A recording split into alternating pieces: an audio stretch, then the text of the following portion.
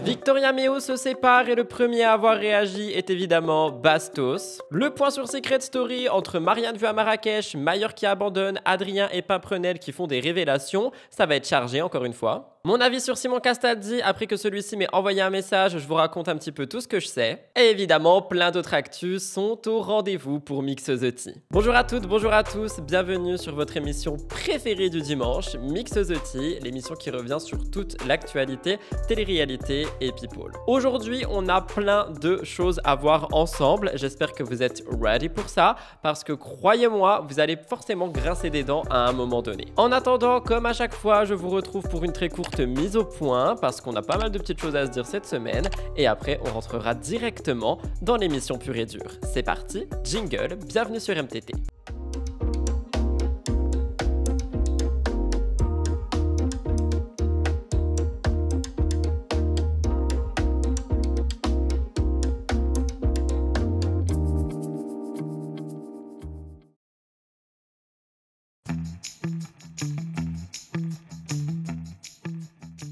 Pour la mise au point, je voulais commencer par vous remercier les amis par rapport à tous les boosts que vous avez mis la semaine dernière sur MTT. J'ai pu apprendre pas mal de choses grâce à vous concernant cette nouvelle option sur YouTube. Premièrement, effectivement, en fait, ça permet vraiment de se faire découvrir par d'autres personnes. Mais surtout, j'ai appris qu'on avait chacun le droit à uniquement 3 boosts par semaine. Donc je remercie toutes les personnes qui ont gardé le leur pour MTT étant donné que c'était le dimanche. Je pense que franchement mon émission tombe très mal par rapport à cette histoire de boost, mais si jamais vous gardez exprès un de vos boosts pour MTT, je vous en suis extrêmement reconnaissant. C'est ce que j'ai vu dans les commentaires la semaine dernière et ça m'a fait super plaisir. J'ai aussi vu les performances de MTT mieux marcher que celui de la semaine d'avant et celui de la semaine d'avant, donc je pense sincèrement que cette histoire de boost peut vraiment booster une vidéo. Donc n'hésitez pas, que ce soit pour moi ou pour vos créateurs et créatrices préférés, si vous voulez les aider, franchement ça coûte rien, c'est un clic et ça permet de faire développer le travail d'un de vos créateurs préférés. Pour celles et ceux qui n'ont pas trouvé l'option, il me semble, si je dis pas de bêtises, que c'est uniquement sur téléphone et tablette pour le moment et c'est après le like. En fait, genre en gros tu likes la vidéo et après ça te met l'option boost si j'ai bien compris, ou sinon faut scroll la petite barre de commentaires quand elle est encore toute petite et tu peux voir la chose toi-même. Je fais un petit peu en fonction des commentaires que vous m'avez mis parce que moi je likais par exemple une vidéo d'une collègue que j'apprécie et ça me mettait boost et du coup j'appuyais dessus pour voir ce que c'était et du coup je l'ai fait pour quelques personnes. Par contre je savais pas que c'était limité à 3, donc je pense que je me suis arrêté à 3 sans le vouloir, mais je pensais que c'était en illimité, mais bon c'est pas grave. J'ai aussi vu que c'était pour les chaînes qui avaient moins de 500 000 abonnés, donc c'est vraiment pour aider les entre guillemets plus petites chaînes, même si je trouve que déjà à partir de 100 000 abonnés c'est plus une petite chaîne, mais c'est parce que je suis d'une vieille génération on va se dire. Donc voilà, je voulais à tout prix vous remercier pour ça de vive voix, donc je prends 2 minutes pour le faire ici parce que hormis la chaîne de vlog, j'ai aucun moment où je peux me poser et parler avec vous, sauf dans la mise au point de MTT, et c'est pour ça que j'en profite pour le faire chaque dimanche pour vous tenir un petit peu au courant des choses, parce que tout le monde ne regarde pas la chaîne de vlog et vraiment si vous voulez en apprendre plus sur ma vie, sur moi, si vous voulez qu'on discute plus en profondeur, je vous invite vraiment à rejoindre la chaîne de vlog qui est dans la barre d'infos. Deuxième chose, les gars, je me suis surpris il y a quelques jours à avoir envie de remettre une perruque. Je pense qu'il est possible que pour un MTT ou une vidéo ou un look ou peu importe, vous me revoyez avec des cheveux. Parce que je sais pas, j'ai eu l'envie il y a quelques jours, je l'ai pas fait parce que ça m'a saoulé, c'était dans le bureau et vous savez, il faut mettre un truc sur la tête, plaquer ses cheveux, etc.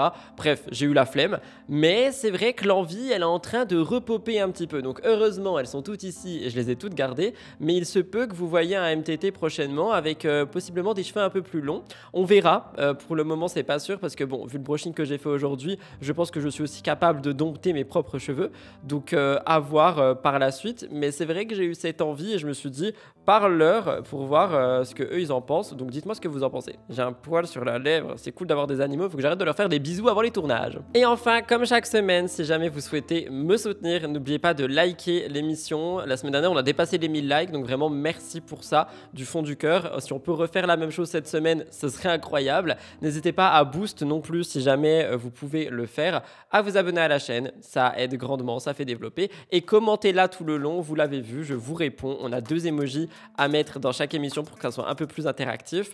Donc j'ai hâte de vous lire, j'ai hâte de voir ce que vous pensez de cette nouvelle émission. Et sans plus tarder, je vous laisse avec le sommaire. Nous commençons l'émission avec Manon Tanti. Ses enfants ne sont pas contents, vous allez voir, j'ai un coup de gueule à passer. Soraya Rifi sur BFM TV a décidé de prendre la parole. Marwa Meraska répond à certaines rumeurs et Carla Talon a accouché. Dans le top actu, Jérém Star est inquiet, Lisa Marie et Gabriel s'affichent ensemble, Mehdi Saucisson est décédé, Bastos clash Fidji et Anas et Marwa est triste de sa rupture pour une certaine raison. Mon avis sur cette semaine parlera de Simon Castaldi. J'ai été surpris en allant faire les courses que celui-ci m'envoie un message, donc je vous raconte un petit peu ce que je sais. Le cœur actu, Amandine Pélissard est en Espagne, Léa Guyou a fait une TS, La Villa 10 date de diffusion, Vincent Queijo revient sur sa rupture, Victoria Meo rompt également. Et évidemment, Bastos met son grain de sel dans à peu près tout ça.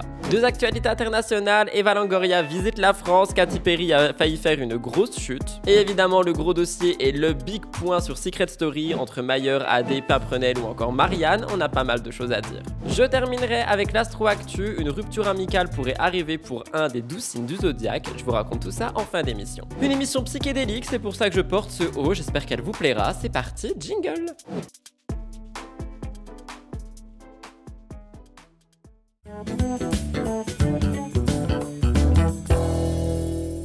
Je commence les stories de la semaine avec Manon Tanti parce que j'ai vu ça passer sur TikTok si je dis pas de bêtises. Manon Tanti a montré ses enfants pas contents. Alors malheureusement je vais pas pouvoir les flouter parce que je veux que vous voyez la scène. Je vous l'ai dit, je floute les enfants à chaque fois que je le peux, mais parfois malheureusement pour moi, parce que je veux pas que les enfants soient exposés, je veux quand même vous montrer les images pour que vous voyez justement à quel point l'exposition des enfants peut être nocive pour eux-mêmes et même eux-mêmes parfois ne veulent pas être exposés. Vous allez comprendre dans un instant. En gros, si j'ai bien capté, Manon, elle était à l'aéroport ou je sais pas trop où et elle expliquait que quand ses enfants mangeaient une glace, je sais pas quoi, elle aimait bien leur tirer les cheveux, enfin bref, les attraper par les cheveux, par le crâne quoi. Rien de méchant jusque-là. Et en fait, on voit une mini-séquence avec Thiago et après, on voit Manon qui essaye de parler à Angelina et Angelina, après, elle est montrée à la caméra. Mais de par sa réaction, on voit également qu'elle n'a pas du tout envie d'être montrée à la caméra. Elle se tient à la tête, elle se cache. Vous voyez, vous allez voir, elle se cache en fait littéralement. Elle ne veut pas être montrée à la caméra et Manon Tanti la montre quand même. Et moi, en ça, je trouve que c'est dérangeant parce que si la petite ne veut pas être montrée, pourquoi est-ce qu'on cherche à la montrer quand même ? Est-ce que c'est pour continuer les vues? Est-ce que c'est pour machin? Est-ce que c'est pour bidule? Manon Tanti a toujours dit que si ses enfants ne voulaient pas être exposés, elle ne les exposerait pas. Sachez, je crois que vous l'avez déjà vu via mes émissions, ce n'est pas la première fois où on voit un des 2 enfants de Manon qui ne veut pas être filmé, mais qui est quand même filmé et posté. Parce que oui, il y a aussi tout un cheminement. C'est-à-dire que l'enfant soit filmé et qu'il dise non, ça peut arriver, tu postes pas ta story. Mais voir ton enfant qui n'a pas envie d'être filmé et qui en plus tu appuies quand même sur le bouton poster, c'est quoi le but? Enfin, tu voyez ce que je veux dire? Est-ce qu'on est vraiment sur une protection de cet enfant? J'en sais rien. Donc je vous laisse regarder ça. Moi, ça m'a un peu fait réagir et du coup, je voulais passer un coup de gueule. Et ça commence à me saouler en fait de voir ce genre de choses. Il est 7h30 du matin, nous sommes à l'aéroport en train de prendre un petit déjeuner. Comme tous les matins, je vais arracher les cheveux de mon fils pour lui faire des bisous. Et ma petite Bubu aussi qui est là-bas. Alors elle, c'est sa boule à chaque fois que j'arrache. Un Bubu.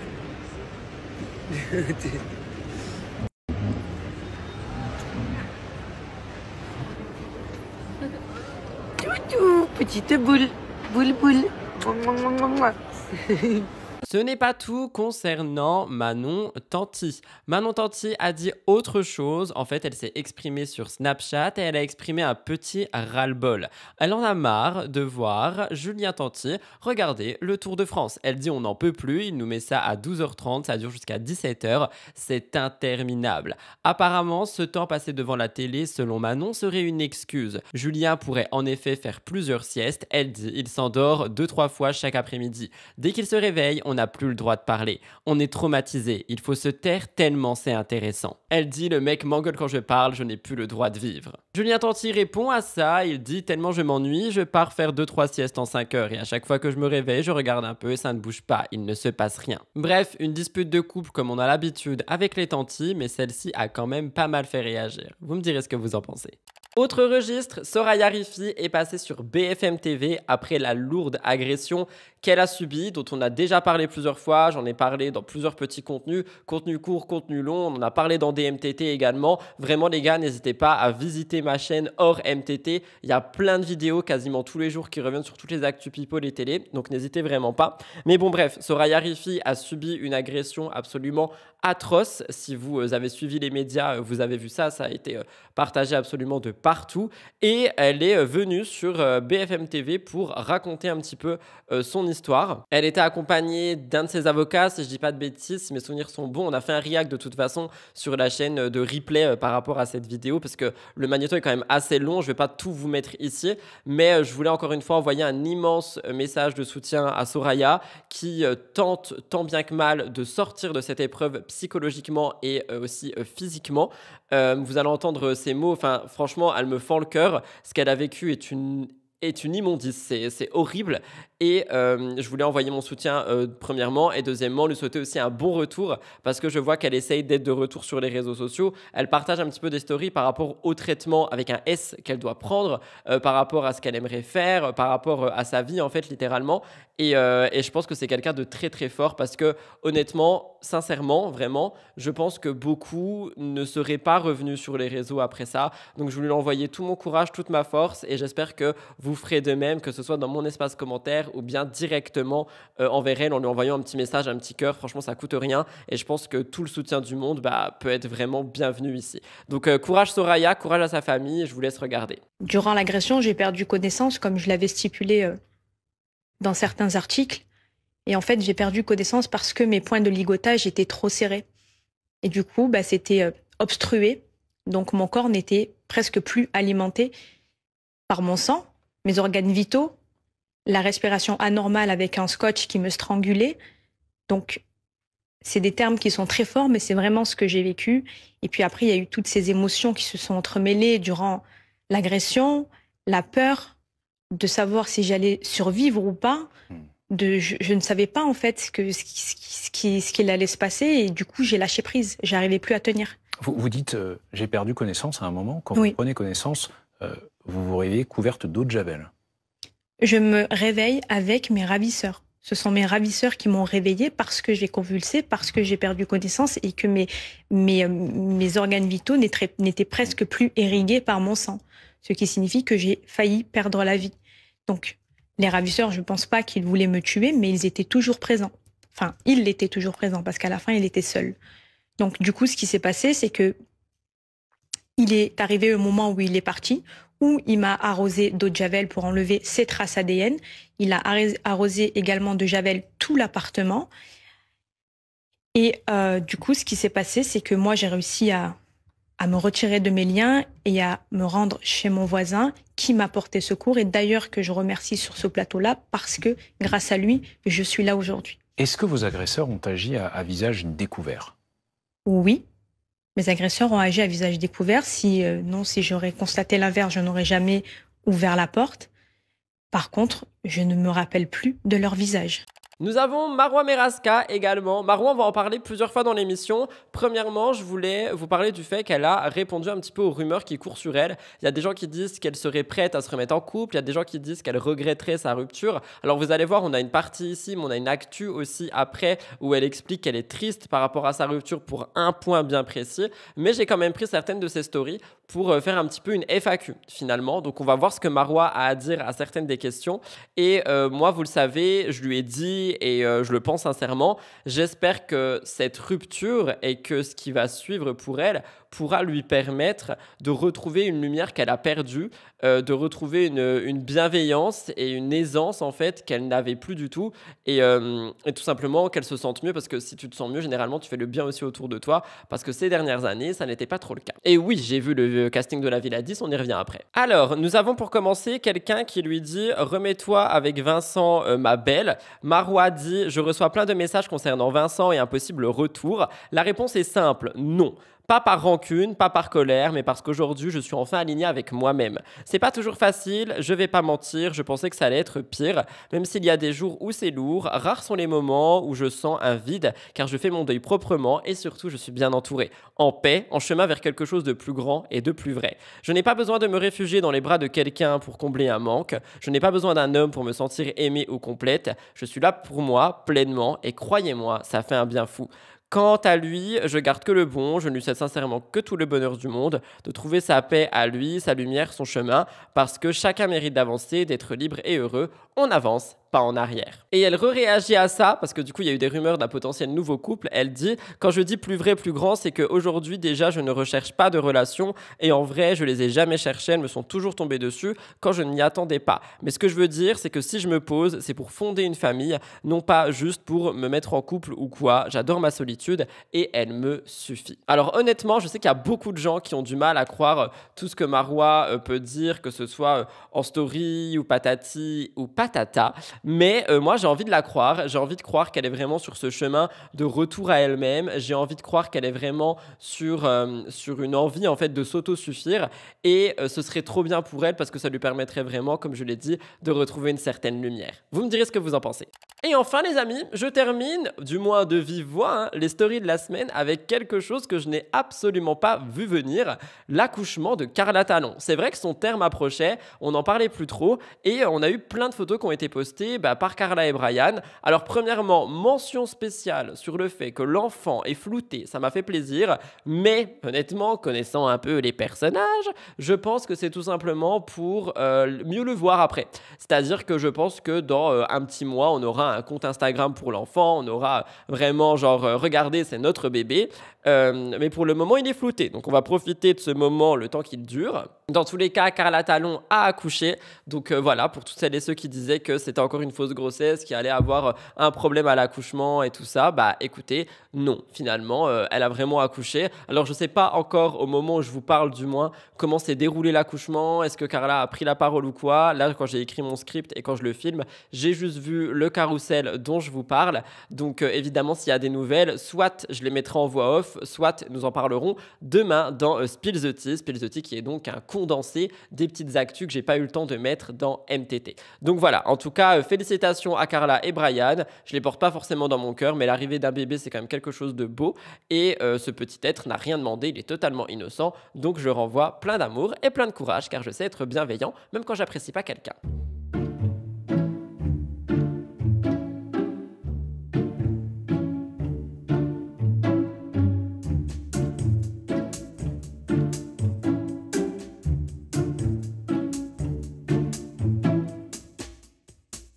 Un peu plus d'informations concernant Carla Talon parce qu'elle a finalement pris la parole sur TikTok pour partager son accouchement. Elle dit qu'elle va tout nous raconter, que c'était incroyable et que même le personnel était choqué. Elle est entrée à la maternité mardi soir à 20h30 et elle a eu une nuit de contraction très supportable. À 11h51, elle commence à pousser. À 11h59, c'était fini. Elle a dit en 8 minutes, l'équipe était choquée. 0 déchirure, rien. J'ai poussé pendant 3 contractions et elle était là. Même quand je poussais, je pensais avoir mal, mais je ne sentais rien. Évidemment, comme je vous l'ai dit et comme vous l'avez vu, nous avons pas mal de petites publications sur les réseaux sociaux. Brian est quand même assez discret. Malgré les doutes, Carla, elle est sereine, lumineuse. Son discours est très clair, l'accouchement s'est bien passé, mais des questions se posent. Est-ce que Brian sera vraiment présent pour l'enfant, vu les tensions qu'il y a eu entre les deux? On verra ça. Je vous laisserai me dire ce que vous en pensez dans l'espace commentaire. Et à 11h51, je commence à pousser. À 11h59, j'avais terminé. Genre en 8 minutes. Ils étaient choqués, l'équipe. Ils ont dit, c'est pas possible, c'est pas votre premier enfant, vous êtes au 2e ou 3e. Genre j'ai dit non, c'est vraiment le premier. Ils m'ont dit mais 8 minutes et 0 déchirure, rien du tout. Je n'étais pas déchirée. Vraiment intacte et carrément normalement Amalia quand elle est sortie, il y en a qui partent dans une autre salle si jamais ça va pas bien. Elle est sortie, elle est restée avec nous direct pendant 2 heures, elle allait très très bien, genre rien à dire.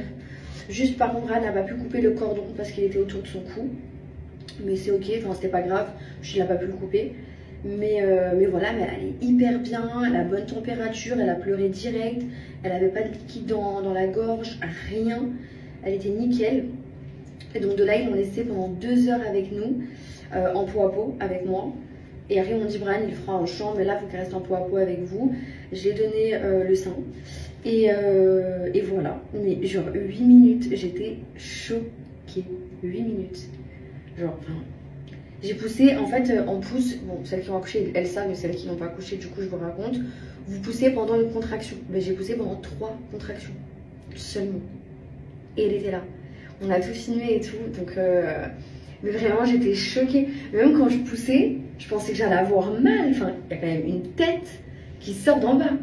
Et en fait, je poussais et je sentais rien. Ça me faisait pas mal.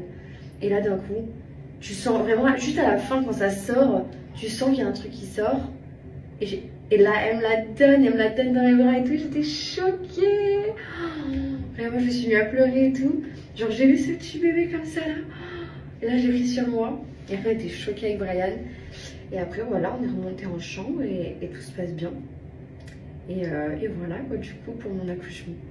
Dernière story de la semaine rajoutée en voix off pour des choses qui me touchent particulièrement. Mélanie Dedigama a posté, enfin du moins elle a partagé le vendredi 25 juillet une publication qui parle du fait qu'il y aurait un massacre concernant des chiens au Maroc et sa publication, elle s'est faite supprimer par Instagram et donc Mélanie a décidé de réagir à tout ça. Elle a posté une petite story avec un message très fort que cela parle de massacre d'animaux ou de massacre de personnes et je vous laisse écouter ça. Soutien à Mélanie, soutien à tout le monde évidemment et je vous laisserai me dire ce que vous en pensez dans l'espace commentaire, mais j'ai vu ça et ça m'a un petit peu marqué, je voulais le mettre dans MTT. Je vous laisse écouter. Hello tout le monde, j'espère que vous allez bien. Bon écoutez, je viens de remarquer que ma publication que j'ai mis hier dans ma story par rapport à ce qui se passe au Maroc a été supprimée par Instagram, forcément, parce que ce n'est pas moi qui l'ai supprimée. Et en fait, j'ai pas de deuxième compte Instagram. Donc c'était impossible pour moi de vérifier ça. Donc je suis allée dans mes DM et en fait, je vois qu'il y a plein de personnes qui m'ont répondu à ma story. C'est écrit story indisponible. Instagram ne veut pas, enfin ça vient peut-être pas d'Instagram directement, mais ils ne veulent pas qu'on signe la pétition pour arrêter le massacre au Maroc. Voilà, je vous le dis clairement, parce que je vois pas comment sur toutes mes stories, il y a que celle-là qui a bugué et il y a que celle-là qui a disparu. Je capte pas. De toute façon, j'ai l'impression que les réseaux sociaux n'ont pas envie d'arrêter les massacres. Voilà, que ce soit des massacres animaux, des massacres humains. Les réseaux sociaux aujourd'hui, le gouvernement et tout ce qui va avec n'ont pas envie que ça s'arrête. Voilà, dès que tu mets un petit truc, tu relayes un petit truc, bam, ça saute. Je comprends pas en fait. Vraiment, ça me dépasse et je vais me taire, ça me dépasse. Voilà tout le monde pour les stories de la semaine. Écoutez, visiblement j'ai la parlotte parce que je pensais pas autant parler pour seulement 4 petites actus. Mais écoutez, bah si, donc j'espère que ça vous a plu. On va tout de suite passer au top actu qui est assez chargé. J'espère que vous allez en être ravis. On va commencer avec Jérém Star, il fait beaucoup parler en ce moment. Donc bah c'est parti, jingle, top actu sur MTT.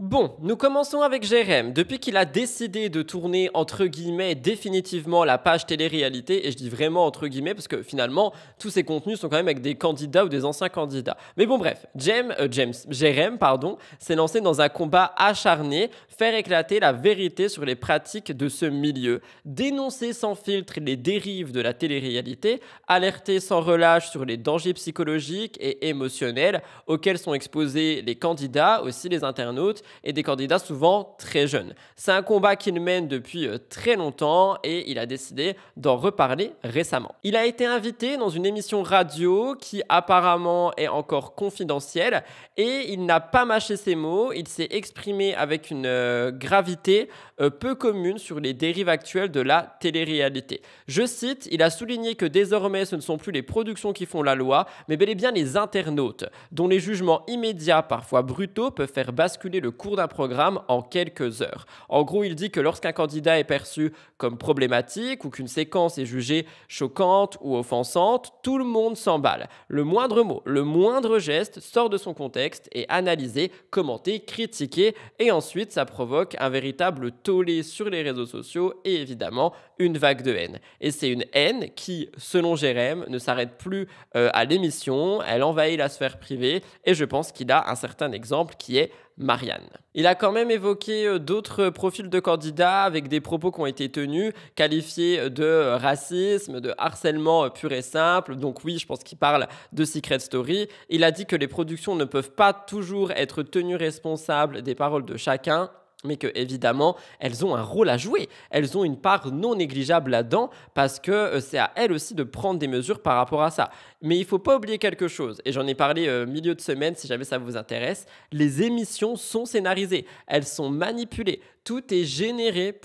tout est fait pour générer du conflit, faire augmenter les tensions. Il y a aussi des stratégies qui sont bien rodées. Je prends l'exemple de Secret Story. N'hésitez pas à aller voir ma vidéo qui est sortie mardi, je crois, qui s'appelle Secret Story est-il scripté? Parce qu'on apprend plein de choses à l'intérieur, notamment qu'il y a des missions qui sont données, qu'on ne voit pas, mais on voit simplement le déroulé de la mission. Et donc on se dit, ah mais lui il a un comportement trop chelou, mais en fait il est en mission. Et ça c'est pour, entre guillemets, nous manipuler pour qu'on pense quelque chose de quelqu'un. Ça déstabilise du coup psychologiquement les candidats quand ils sortent des émissions et qu'ils se rendent compte qu'ils ne sont pas perçus pour qui ils sont réellement. Il parle évidemment de Secret Story, et il a parlé de ça en fait, des missions secrètes confiées qui sont pour Jérém un prétexte pour semer la discorde au sein de la maison, semer la discorde au sein des interactions, au sein des candidats. Et en fait, selon lui, c'est une sorte d'hypocrisie qu'on crée volontairement pour faire le chaos, tout ça pour le divertissement. Et Jérém, il a peur. Il a dit que la situation peut devenir très critique parce que à force de ce genre de pratiques, etc., il pourrait y avoir des candidats qui commettent l'irréparable. Un drame humain causé par la pression médiatique, la haine sur les réseaux, le rejet des autres, les rumeurs, le harcèlement, etc., etc. C'est vrai que malheureusement, on a déjà eu vent de candidats qui, malheureusement, ont eu des pensées extrêmement sombres. Je pense à Aurélie le pêcheur, je pense à d'autres candidats, je pense à d'autres candidates. Et c'est vrai que plus le temps avance, plus tout cela semble dangereux. Un petit peu plus tard, dans une story, il en reparle. Il dit que la télé-réalité n'est qu'un reflet caricatural mais fidèle de notre société actuelle. Je cite, on y retrouve les mêmes comportements, les mêmes fractures, les mêmes violences, amplifiées par les caméras, l'isolement et le stress. Jérém dit qu'il y a dans ses émissions des personnalités très diverses.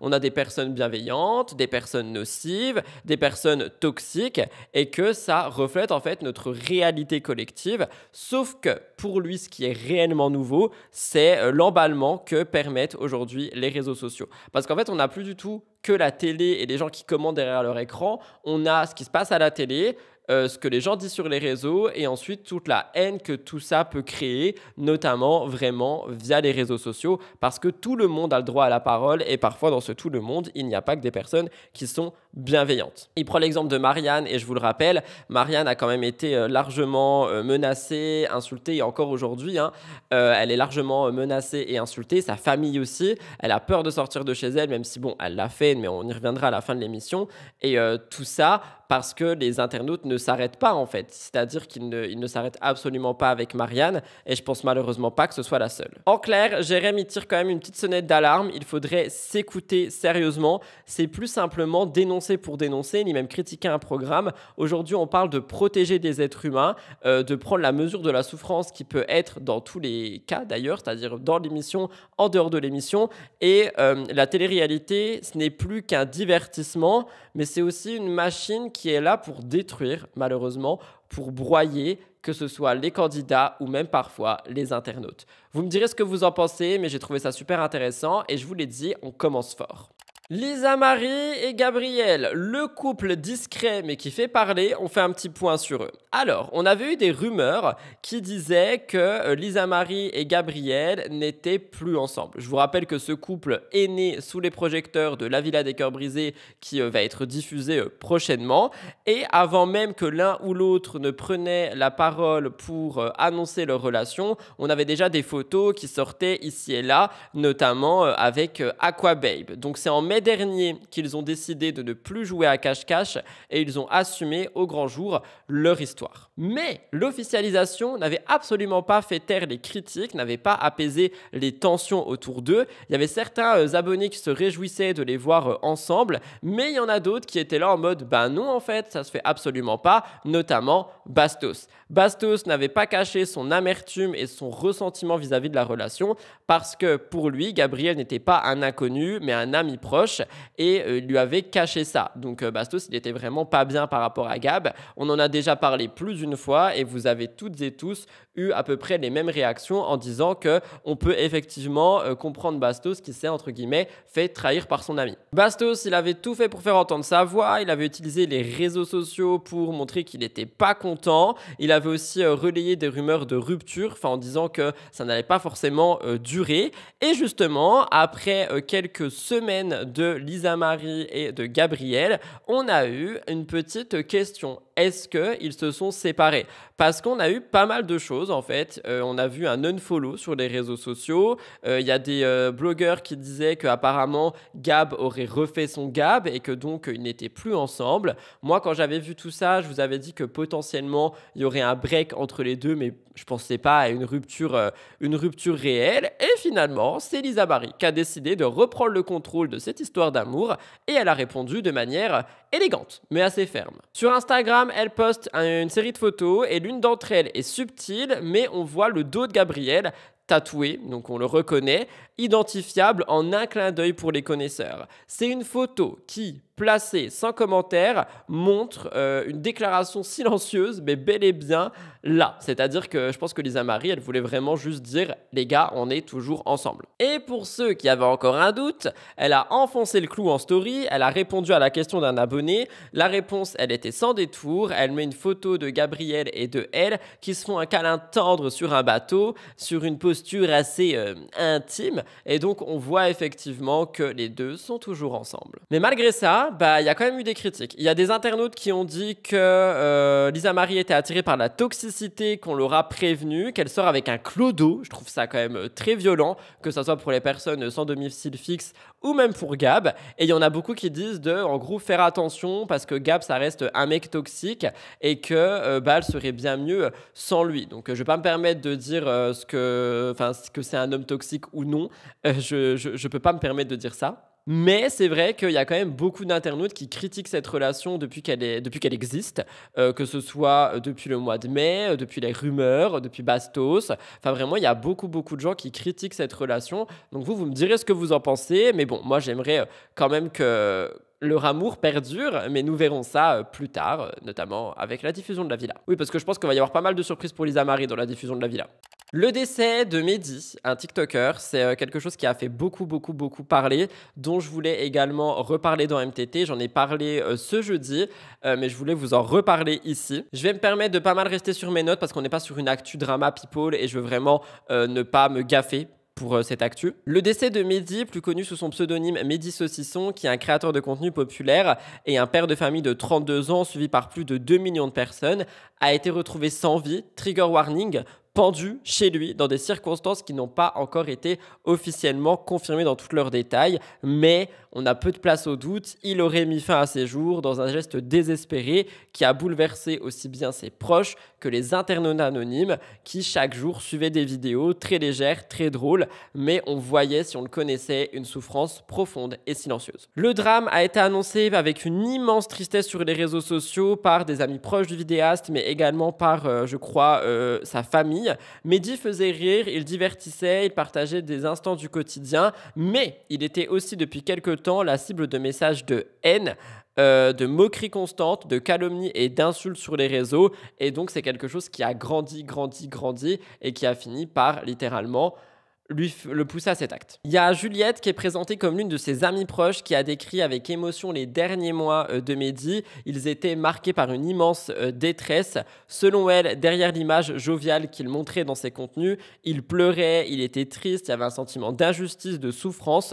Je cite, trop de haine, trop de harcèlement, trop de calomnie, trop d'injustice. Le contraste entre l'image publique de Mehdi, ce créateur de contenu drôle, créatif, bienveillant, qui avait notamment fait le buzz avec des vidéos autour autour du saucisson ou encore en personnalisant des bouteilles de boissons pour ses abonnés était en réalité très mal ces derniers mois. Il rappelle donc malheureusement par cet acte à quel point les réseaux sociaux ne reflètent vraiment qu'une intime partie de la vérité. Derrière chaque publication peut se cacher une détresse insoupçonnée. Je prends mon exemple, même s'il n'y a pas à comparer, mais il y a plein de gens qui me disaient « Rudy, waouh, mais t'as l'air quand même super bien. C'était au tout début de ma rupture. Malgré ta rupture, t'arrives à me faire du contenu et tout. Les gars, quand j'éteignais la caméra, j'étais en larmes. » C'est juste que moi, personnellement, je le vois comme un travail. Je pense que lui aussi, il souhaitait divertir sa communauté. Et en fait, on n'a pas envie de montrer les choses qui vont mal tout le temps. Vous voyez ce que je veux dire? Mais je trouve ça vraiment atroce ce qu'il a vécu. Le nom de Ramous est beaucoup ressorti par rapport à ça. Malheureusement, je ne suis pas trop, penché sur tout ce qui se passe sur TikTok, etc. Donc, je ne peux pas me permettre de lancer des choses comme ça, de lancer du drama, de lancer du machin, alors qu'on est quand même sur une actualité lourde, où nous sommes sur un décès. Donc, je ne vais pas me permettre de parler de ça. Cependant, je vais me permettre de vous parler de ce que j'ai vu et de ce qui, est ma branche. Et j'ai vu Amélie Netten qui a réagi, qui a dit que c'était un garçon qu'elle aimait beaucoup, que ça lui faisait beaucoup de peine et qu'il s'envoyait de temps en temps des messages. Et Amélie semble vraiment touchée par la perte de Mehdi. Je vais vous laisser écouter dans un instant. Je pense que le vide laissé par ce créateur de contenu, mais aussi ce père de famille, enfin cette personne, c'est un être humain, est immense et que son absence est déjà ressentie parmi celles et ceux qui le suivaient. Je vous laisse écouter Amélie. J'ai appris une mauvaise nouvelle aujourd'hui. J'étais en train de regarder un petit peu sur TikTok ce qui se passait et j'ai appris le décès de Mehdi. J'ai échangé quelques mots avec sa meilleure amie et ça me fait vraiment de la peine parce que moi c'est un garçon que j'aimais beaucoup. Et franchement ça me choque. Ça me choque parce que moi je voyais toujours qu'il avait le sourire, c'était vraiment un garçon. On s'envoyait de temps en temps des messages. Donc je ne sais pas ce qui se passe mais ce mois de juillet est assez compliqué quand même. J'espère que de là où il est maintenant, il repose en paix. Et voilà. Mon Dieu.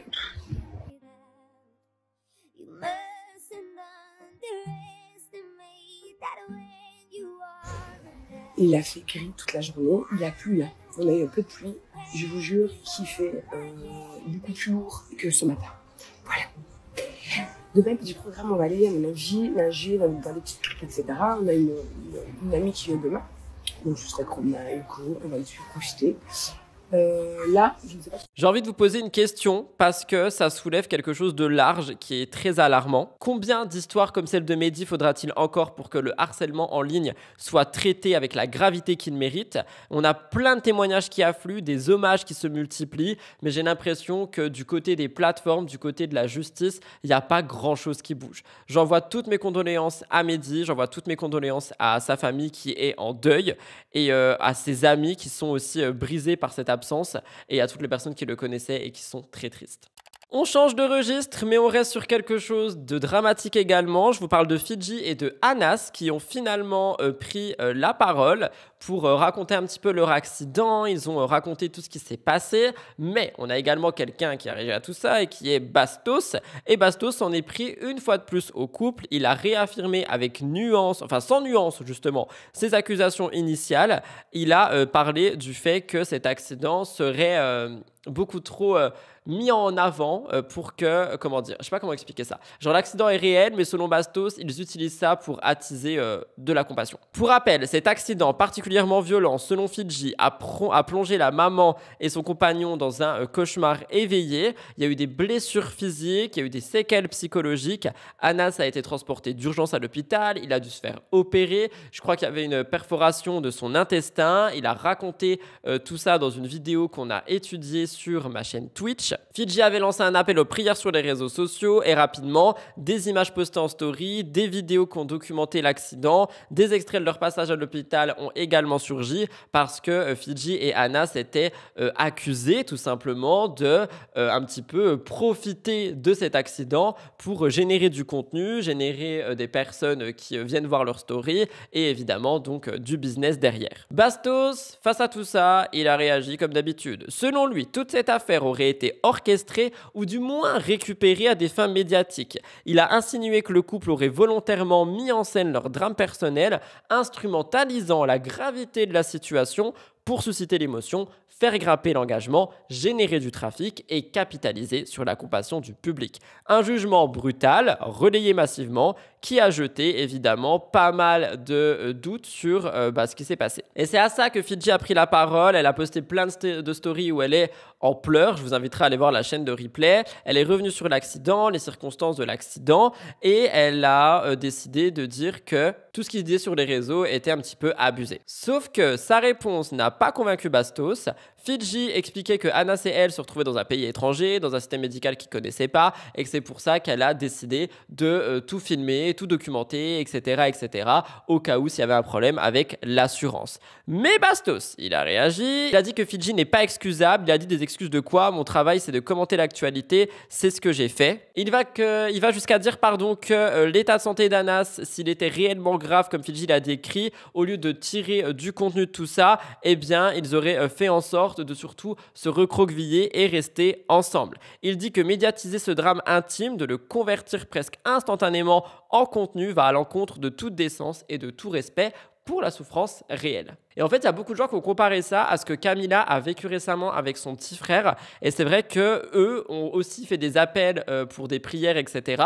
Cependant, ils n'ont pas tout documenté comme ça. Et Camila a pris la parole beaucoup plus tard, quand les choses s'étaient arrangées. Bastos va plus loin et il a dit à Anas de changer de femme, une remarque qui est extrêmement méprisante, déplacée et choquante, et qui a évidemment choqué tout le monde. Je vous laisse écouter. En fait, toi, Fidji, j'ai compris, tu prends vraiment les musulmans pour des pitres, en fait. Tu penses que c'est les plus grands pitres de l'humanité et que tu peux les manipuler à ta guise. À changer les titres de son snap, prier pour Anas, etc., alors que le mec n'a rien. Mais tu sais que si tu continues à utiliser l'islam pour te faire aimer de ta communauté, pour gagner plus d'argent, pour faire le buzz, il va se passer deux choses. La première, c'est qu'on va commencer clairement à se demander si tu vas pas aller en enfer, tout droit. La deuxième, c'est qu'on en arrive à croire que tu aurais mieux fait de rester avec ton ex, parce que tu nous fais sérieusement penser à lui, et ça éviterait à son papa de devoir lui chercher une femme. Tu sais pourquoi les musulmans, ils rentrent dans ta combine? Tu sais pourquoi ils marchent? Tu sais pourquoi ils prient pour toi? Parce que ce sont des gens bienveillants, qui souhaitent le bien de leur prochain. Parce que ce sont des gens religieux, qui croient en Dieu. Et toi, tu abuses de cette bienveillance? Moi, je suis choqué. Merci aux musulmans, en tout cas, de rester bienveillants, malgré le fait de se faire abuser à ce point. Fidji et Anas tentent aujourd'hui de se remettre de cet événement, mais le couple fait face à cette nouvelle épreuve. Le doute constant lancé par Bastos est donc relayé par pas mal d'internautes. Vous me direz ce que vous en pensez, mais c'est vraiment quelque chose qui a fait beaucoup de bruit. Alors, on en parlait tout à l'heure, Marwa Meraska serait triste de sa rupture pour une petite raison. Après une série de réconciliations, de séparations, de réconciliations avec Vincent Queijo, on le sait, aujourd'hui, ils sont plus du tout ensemble. Elle affirme qu'elle a pris cette décision après une longue réflexion, motivée non pas par une dispute, mais par une trahison qui aurait été trop lourde à pardonner, comme nous l'avons vu sur les réseaux. On aurait eu des échanges ambigus que Vincent aurait tenus avec d'autres femmes, selon les dires qui sont sortis. Marwa, aujourd'hui, elle est un petit peu plus ouverte, elle montre aussi ses faiblesses, elle partage sa tristesse, et notamment, elle est revenue sur tout ça plusieurs fois. Mais, même si elle semble avoir trouvé un équilibre après cette rupture, comme je vous l'ai dit en story de la semaine, tout n'est pas si simple parce qu'au-delà de la relation, ce sont aussi des liens familiaux qui ont été interrompus. En fait, je vous rappelle que Marwa avait développé une affection très sincère pour les deux filles de Vincent et Rim, Maria Valentina et Alma. Ces petites filles, elle les a pas mises au monde, mais elle les a aimées comme si elles étaient vraiment part de sa famille et elles avaient une grande place dans son cœur. Et donc, être belle-mère, même sans le statut officiel, ça implique évidemment un attachement réel, une implication émotionnelle intense, et la séparation signifie malheureusement que ça aussi, ça a été cassé. Donc là, on parle de Marwa, mais je pense aussi que même pour les petites, si elles appréciaient Marwa, ça peut être difficile. Et si c'est justement ce point que Marwa a évoqué dans une story. Elle y a partagé une conversation qu'elle a eue avec une amie à elle à propos de la difficulté à vivre une rupture quand les enfants sont au milieu. Elle dit qu'elle a traversé des moments de forte émotion. Elle dit ça fait vraiment mal au cœur parce qu'elle sait qu'elle ne les reverra probablement plus. Elle dit même qu'elle a pleuré à l'évocation de ses souvenirs, de ces moments partagés et de cette tendresse qui est malheureusement interrompue aujourd'hui. Encore une fois, je pense qu'il y a beaucoup de gens qui vont dire qu'elle met tout en scène, que c'est faux et tout ça. Moi, j'ai envie de la croire parce que je pense sincèrement qu'elle était attachée aux enfants et je pense que ça doit laisser un vide qui est bien plus différent que celui de son couple, étant donné que les enfants, comme je le répète souvent, ils sont innocents en fait. Genre, ils ont rien à voir avec les histoires de leur père, avec les histoires de ceci, avec les histoires de cela. Et je pense que Marois avait vraiment un attachement très profond pour les filles et aujourd'hui... elle les verra peut-être probablement plus. Et je trouve que ça révèle pas mal de choses. Ça révèle vraiment que les ruptures amoureuses ne sont pas forcément que des douleurs de couple. On peut aussi avoir des douleurs de famille. Elles s'étendent vraiment aux émotions qui étaient palpables tout autour de la configuration familiale. Et pour Marois, eh bien, même si elle ressourit, même si elle semble un peu plus apaisée, je pense que le manque qui sera le plus dur à combler pourra être celui des deux petites filles qui heureusement et malheureusement partageaient son quotidien depuis quelques mois, quasiment... mais ça faisait longtemps en fait qu'ils étaient... après ils étaient ensemble, plus ensemble. Mais bon bref, vous avez compris la logique. Mais je précise quand même, on parle de Marois, mais les petites aussi, je pense, vont ressentir ce vide. N'hésitez pas à me dire ce que vous en pensez, si vous êtes déjà passé dans une situation similaire, si vous avez déjà malheureusement eu une séparation ou créé une séparation avec des enfants au milieu. Est-ce que les enfants posent des questions? Est-ce que les enfants, vous voyez, réagissent à ça? N'hésitez pas à me dire tout ça dans l'espace commentaire. En tout cas, j'envoie du soutien parce que moi, quand ça parle d'enfants, je suis quand même assez touché. Ce n'est pas tout concernant Marois Meraska. Près d'un mois après l'annonce de la rupture, elle enchaîne les publications pleines de sous-entendus sur TikTok. Notamment celle-ci où elle dit « Désolé pour l'absence, je pensais que j'allais me marier, mais pas de panique, je suis de retour ».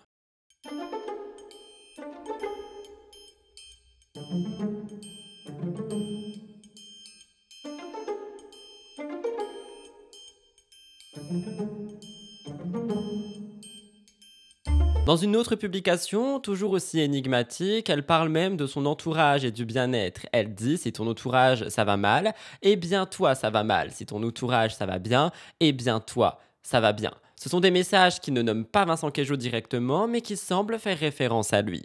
Vous me direz ce que vous en pensez. Ce n'est pas tout, information de dernière minute, j'ai vu une story de Marois qui nous parle d'une tempête émotionnelle. Elle ne regrette pas la rupture, mais elle parle en effet des émotions qu'elle ressent et du fait que c'était un petit peu compliqué ces derniers temps. Je vous laisse écouter ça, vous me direz ce que vous en pensez. Bon les amis, j'espère que vous allez bien. Moi je suis bien arrivée à Marseille.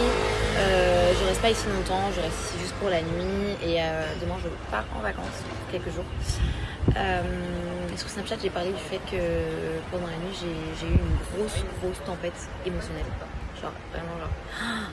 Vraiment je chialais, j'arrivais plus à m'arrêter, vraiment. Et je voulais vous en parler et vous partager un peu ça parce que je sais qu'il y a plein de filles qui vivent la même chose que moi, parce que quand je l'ai partagé sur Snap, j'ai vu que plein de filles me disaient mais enfin tu nous en parles, merci, ça fait du bien, je vis la même chose, blablabla et tout. Et je voulais juste vous dire de croire en vous et de ne jamais cesser de vous faire confiance et que tout arrive pour une raison.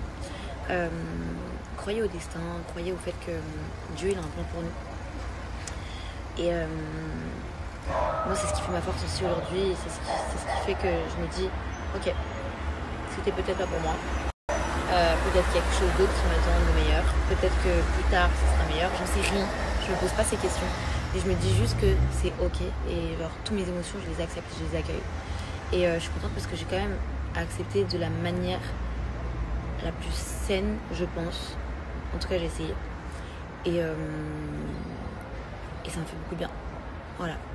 Donc ne refoulez pas vos émotions, vos sentiments, vos ressentis, etc. parce que c'est mauvais. Hier je voulais vraiment pas être dans le déni ou quoi et j'ai chialé un bon coup, mais genre vraiment un bon coup pendant peut-être 4-5 heures. Mais même si aujourd'hui encore c'est dur et que je me suis réveillée mal un petit peu, c'est normal, en fait ça m'a fait quand même du bien. Et c'est vrai que depuis ma séparation, j'ai jamais eu le temps de me poser, pas de réfléchir, parce que si, parfois j'ai réfléchi, etc. Mais j'ai jamais eu le temps d'être triste, entre guillemets. Et voilà. En tout cas, j'envoie toute ma force à toutes les filles, messieurs, mesdames, tout le monde qui passent par des séparations comme ça et qui font mal. Ne perdez pas espoir. À chaque bout du tunnel, il y a une lumière. C'est tout ce que vous pouvez retenir et que vous devez retenir. Et soyez forte, ne vous enfermez pas dans votre appart, ou ne noyez pas vos soucis dans l'alcool ou dans d'être H24 en soirée ou quoi. Bon là c'est l'été, on profite, on s'amuse, mais ne rentrez pas dans un mood dark, c'est pas le but. Voilà tout le monde pour le Top Actu aujourd'hui. D'après ce que je vois, il a été quand même assez long. J'espère qu'il vous a plu. On a eu pas mal de petites choses, pas mal de questions aussi relayées à la société. Ça m'avait manqué dans MTT de mettre des actus en rapport avec ce qui se passe dans notre société actuelle. Donc j'espère que ça vous a plu. Nous allons passer à mon avis sûr dans un instant. Comme je vous l'ai dit, mon avis sûr parle de Simon Castaldi. J'espère que vous êtes prêts et prêtes. C'est parti, jingle!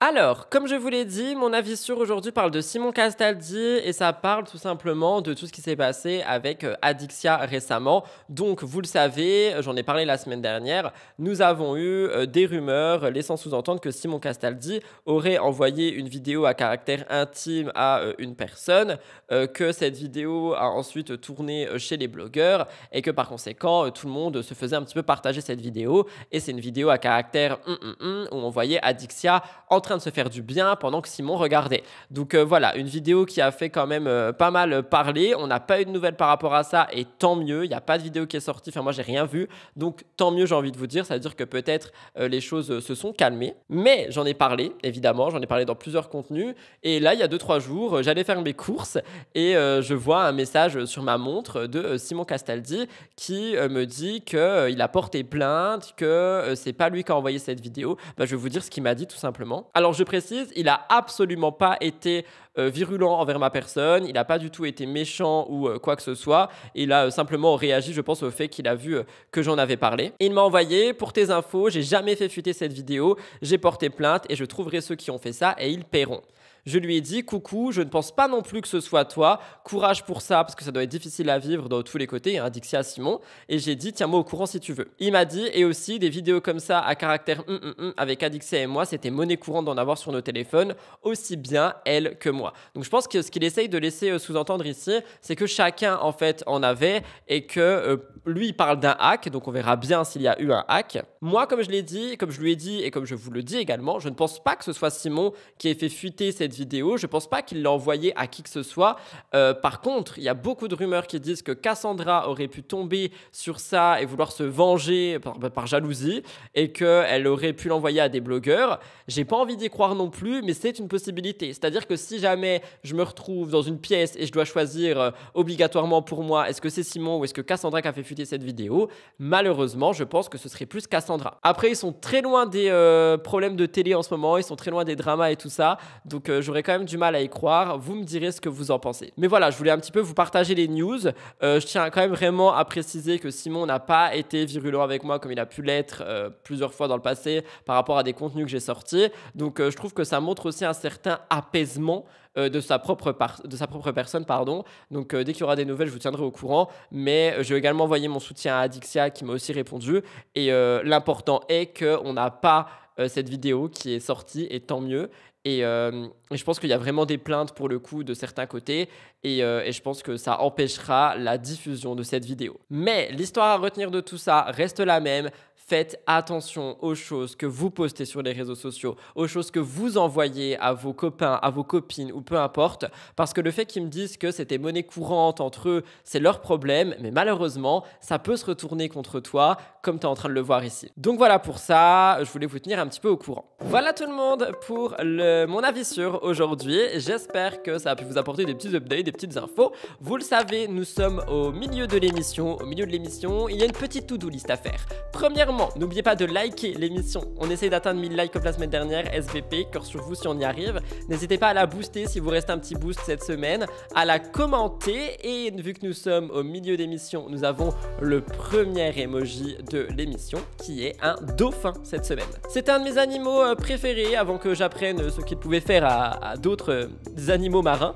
Mais bon bref, n'hésitez pas à mettre un dauphin dans l'espace commentaire, à vous abonner si c'est pas fait. Et moi je vous retrouve dans un instant pour le cœur actueux, les internationales, on a également le gros dossier et l'astro actu. C'est parti, jingle!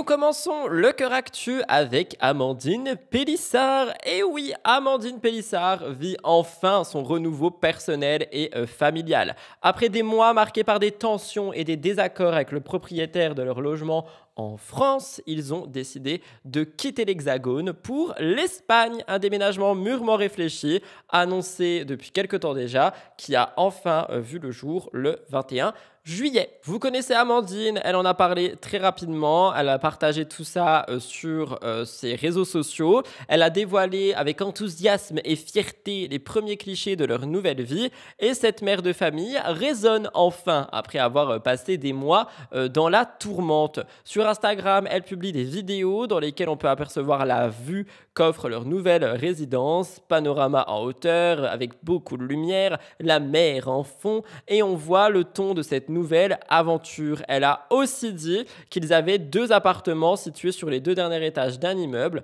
donc ils ont une surface totale de 200 mètres carrés. Ce sont des logements qui sont achetés sur un plan et qui marquent une forme de stabilité nouvelle pour le couple. Amandine, elle a dit ciao la France à jamais, il y a trop de mauvaises langues et ce départ vers l'Espagne, loin d'être une simple parenthèse, pourrait vraiment offrir une nouvelle vie pour la famille Pélissard. Elle dit que c'est un nouveau chapitre qui incarne à la fois un rêve de tranquillité, un besoin de se réinventer et une réponse aux tensions qui ont été vécues ces dernières années. Ça n'a pas concerné tout le monde. Amandine a confirmé que Léo, l'aîné de la famille, n'a pas déménagé. En fait, il est en quête de son propre chemin et il a décidé de rester en France. Il veut vivre de manière plus indépendante.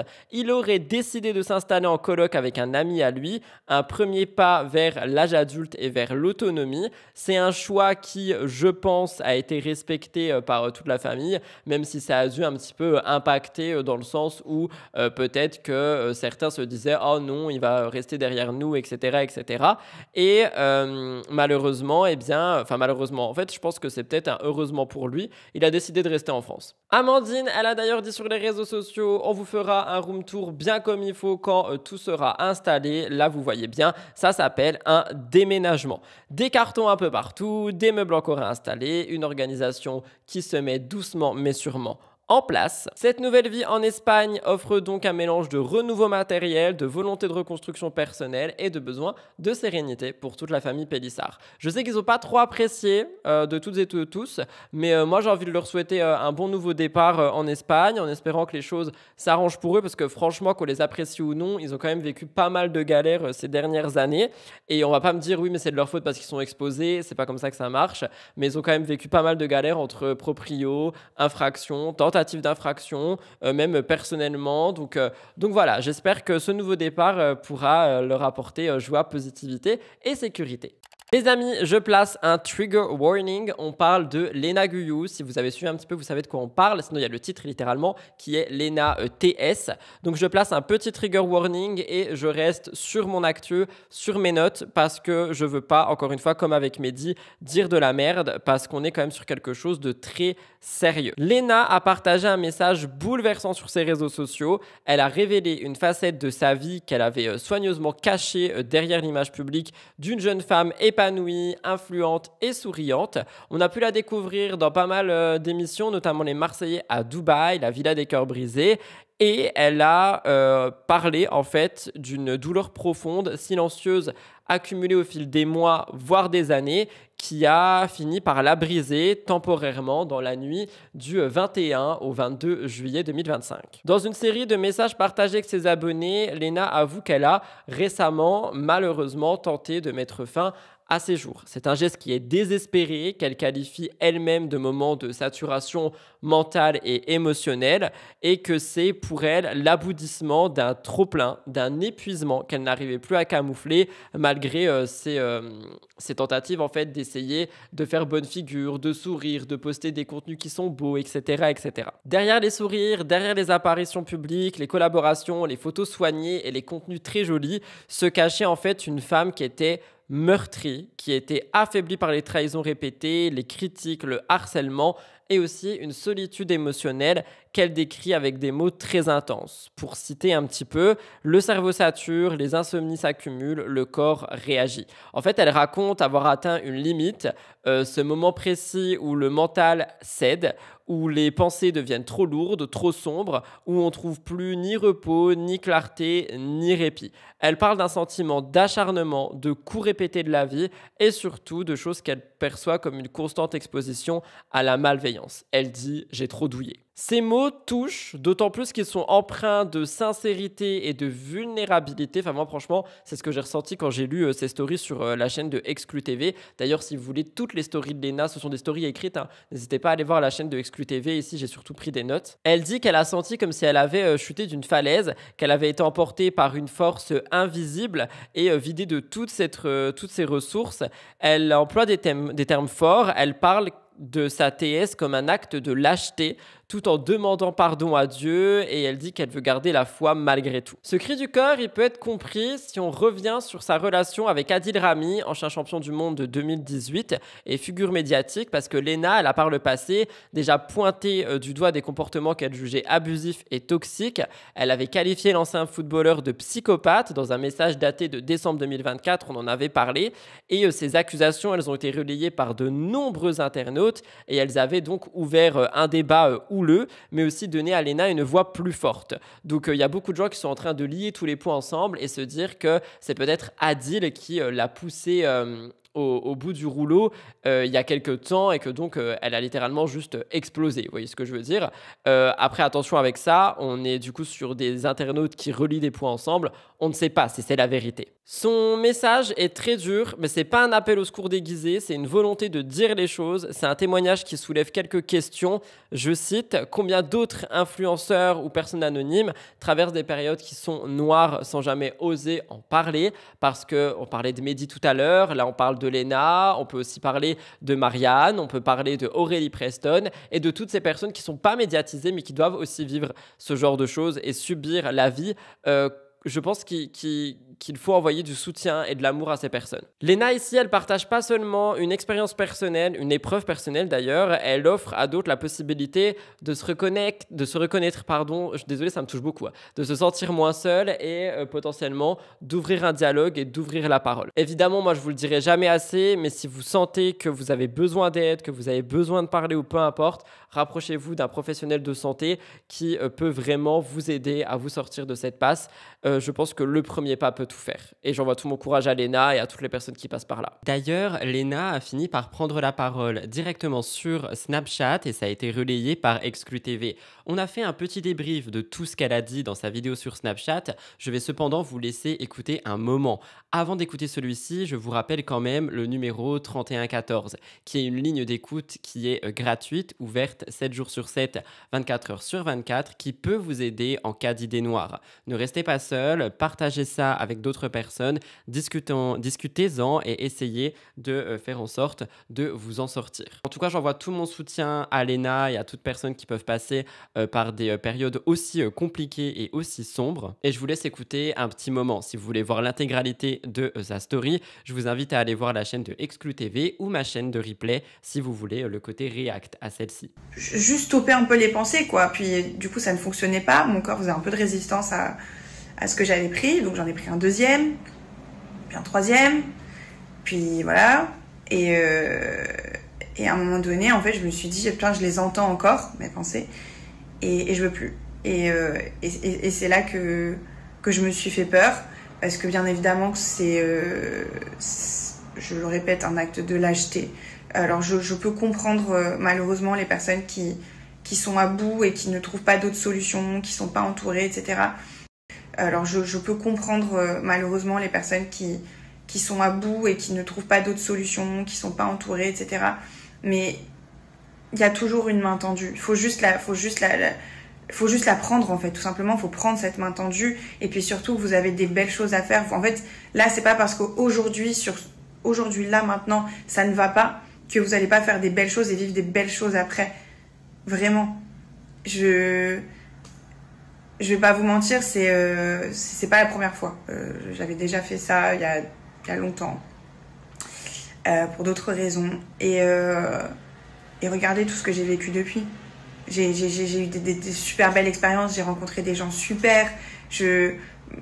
Mon moi de 15 ans n'aurait jamais pensé être mon moi d'aujourd'hui. Enfin, voilà. Alors bien évidemment, par contre, j'ai mon lot de soucis. Mais il va falloir que ça se règle, il va falloir que j'en parle un peu plus. Je pense que ce qui m'a aussi vachement bousillée, c'est de pas pouvoir plus. Je pense que ce qui m'a aussi vachement bousillée, c'est de pas pouvoir vous parler. Parce qu'effectivement, tout ce qui m'a atteint depuis 3 ans, malheureusement, c'est que des trucs dont je peux pas vous parler. Voilà, j'ai été pieds et poings liés sur tout plein de sujets. Et je pense que c'est ça qui m'a bousillée, parce que je suis quelqu'un qui a besoin d'exprimer. Et voilà. Et je peux toujours pas vous en parler. Mais malheureusement, là, vous avez vu que ça n'allait vraiment pas. Voilà, je ne mens pas. Sachez que je ne mens jamais. Donc quand je dis que ça va pas, c'est que ça va pas. Les amis, je vous parle maintenant de la Villa 10. Et oui, la Villa 10 revient. On a Lucie Mariotti à la tête, même si elle avait dit qu'elle voulait plus faire la Villa. Bon, très étrange finalement. Et la date tant attendue du commencement est désormais connue. Lundi 11 août 2025 à 18h, on pourra découvrir les 2 premiers épisodes de la saison 10 diffusés à la suite sur TFX. Ça serait une soirée de lancement double, comme le veut désormais la tradition, avant de basculer sur une quotidienne par jour, tous les jours sauf le week-end. Mais pour les plus impatients, on peut avoir une avant-première exclusive dès le 7 août en streaming gratuit sur TF1+. Donc les abonnés peuvent se plonger en avance dans cette nouvelle aventure. En dehors de la date, on a enfin le casting complet. On a notamment le couple Maïsan et Emin. Ils ont en problématique, nous ne parvenons plus à communiquer. Et leur mission est de tenter de sauver ce qu'il reste de leur relation. Donc ils sont en couple en crise. On a aussi Gabriel et Marois, déjà présents dans la saison précédente, qui viennent chercher des réponses et un nouveau départ. Je vous rappelle que Marois, elle est avec Vincent, puis plus avec Vincent, puis avec Vincent, puis plus avec Vincent au moment du tournage. Et selon les rumeurs, Vincent serait venu la chercher. Du côté de Gab, on aura donc aussi l'officialisation de son couple avec Lisa Marie. Et ça, j'ai hâte de voir ce qui va se passer. Le casting accueille aussi Mélanite, connue pour une personnalité volcanique, des histoires d'amour fracassantes, qui viendra avec ses blessures. J'ai hâte de la voir. On a aussi Giovanni qui retrouvera Clarisse, son ex.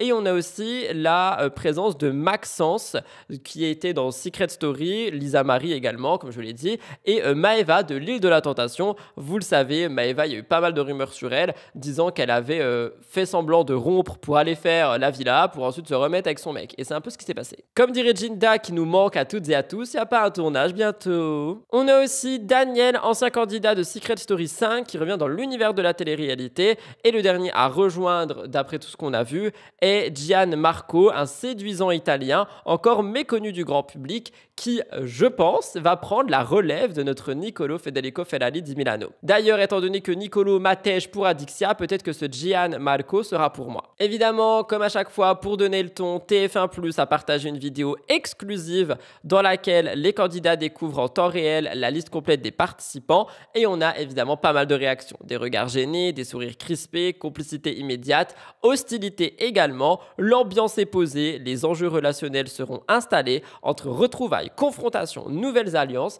C'est une saison qui est censée être basée sur l'amour, mais qui sera basée sur les clashs, comme depuis 3 ans. Bref, la saison 10 de La Villa des Cœurs Brisés fera une fois de plus parler, et j'ai hâte de voir ce que vous allez en penser. Je vous laisse regarder.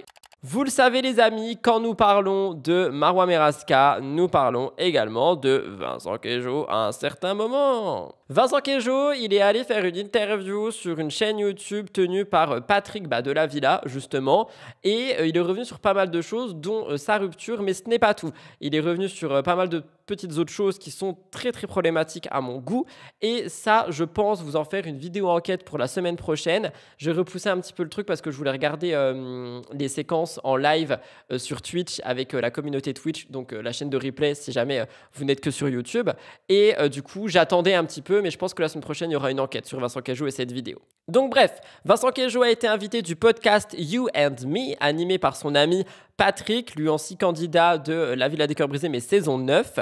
Et sur le tournage de l'émission La Villa, Vincent était sur la saison 9. Patrick aussi était sur la saison 9, non, je crois. Attendez, j'ai un doute. Est-ce que Patrick avait refait la saison 9 ? Patrick, la Villa des cœurs brisés. Eh bien oui, Patrick a fait la villa saison 9, toutes mes excuses. Donc je pense qu'ils se sont rencontrés là-bas et qu'ils sont devenus amis. Et après Marois, c'est Vincent Queijo qui a donc pris la parole le 20 juillet sur le podcast.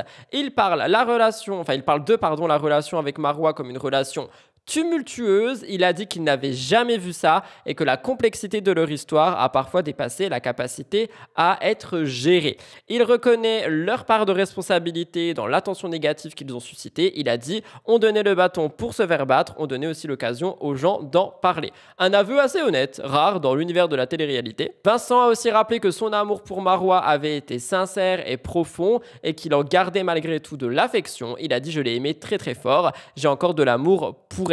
Il prend d'ailleurs sa défense, il dénonce l'image injuste que les réseaux sociaux lui ont fait. Selon lui, Marois est une très bonne personne qui a été mal jugée par ses mots. Vincent a indiqué qu'ils ont coupé contact, non pas par haine ou rancune, mais sans doute par nécessité de prendre de la distance, de se reconstruire chacun de son côté et de ne pas parasiter l'équilibre de l'autre. Il dit qu'il veut se concentrer sur lui-même, sur sa vie personnelle et surtout se donner du temps avant d'engager une nouvelle relation sérieuse. Les propos de Vincent sonnent comme une conclusion de leur histoire d'amour, cependant j'ai des choses à dire.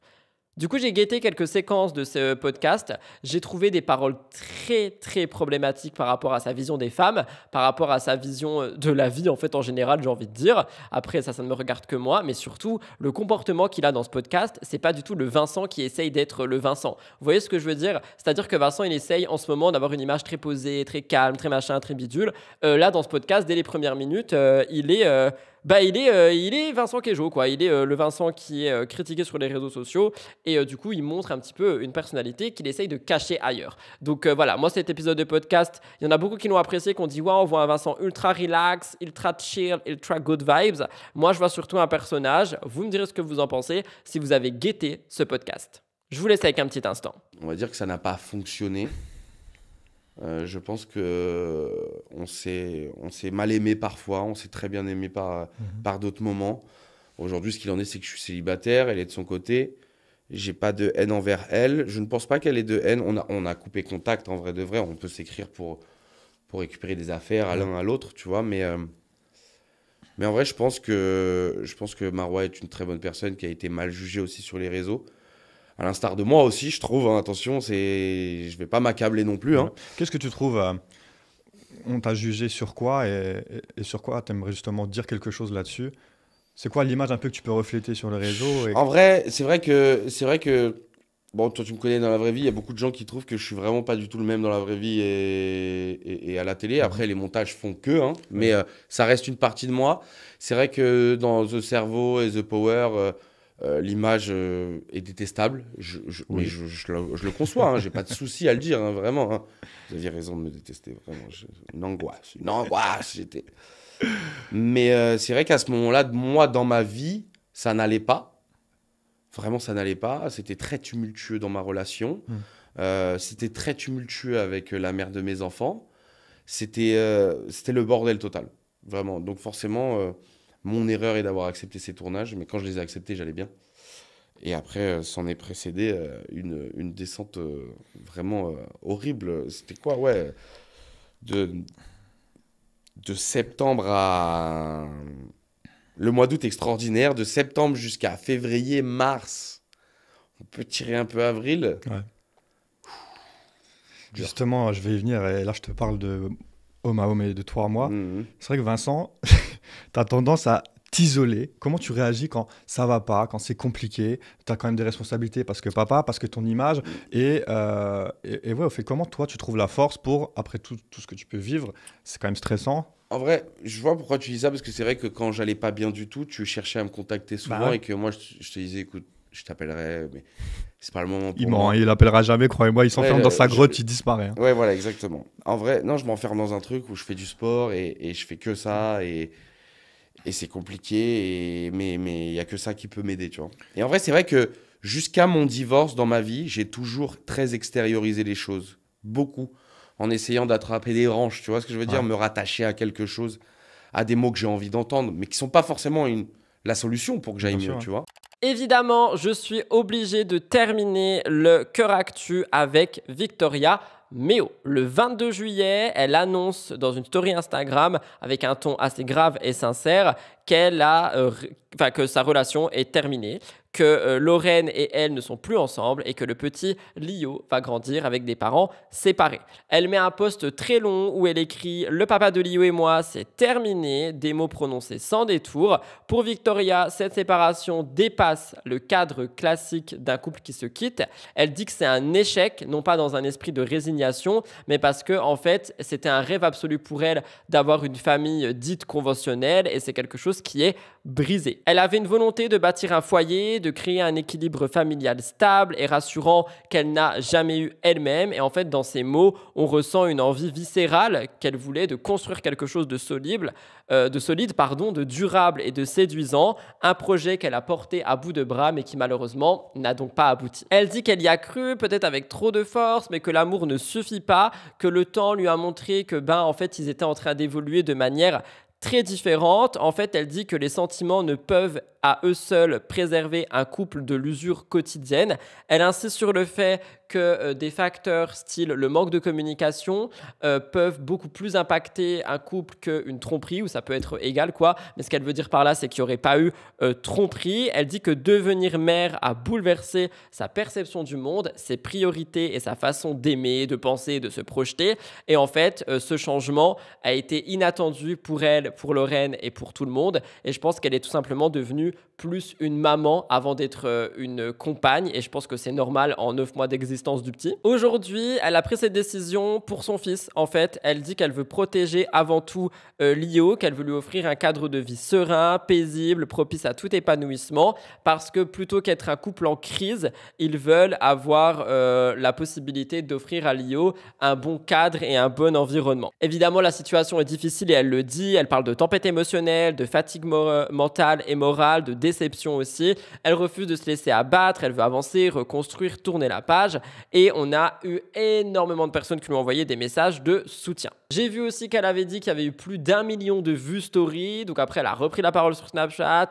Je l'ai vu aussi sortir au restaurant avec des amis à elle, se faire belle. Elle a dit que ça faisait qu'elle se sentait un peu mieux comme ça et tout ça, donc je pense qu'elle va essayer de remonter la pente. Je vous laisse écouter un moment de ce qu'elle dit. On a vu toute la séquence sur Twitch et sur ma chaîne de replay. Je verrai si je vous laisse tout, je pense pas, mais c'est possible que si, pour que vous vous rendiez compte qu'elle est quand même assez blessée, et surtout elle s'explique en fait, donc je vous inviterai à mettre x2 si vous trouvez ça trop long, mais moi je pense que par respect pour elle, c'est quand même mieux de tout écouter. Du coup, je sais pas si vous l'avez déjà vu sur Instagram, parce que c'est là que je l'ai annoncé, mais avec Lorraine on n'est plus ensemble.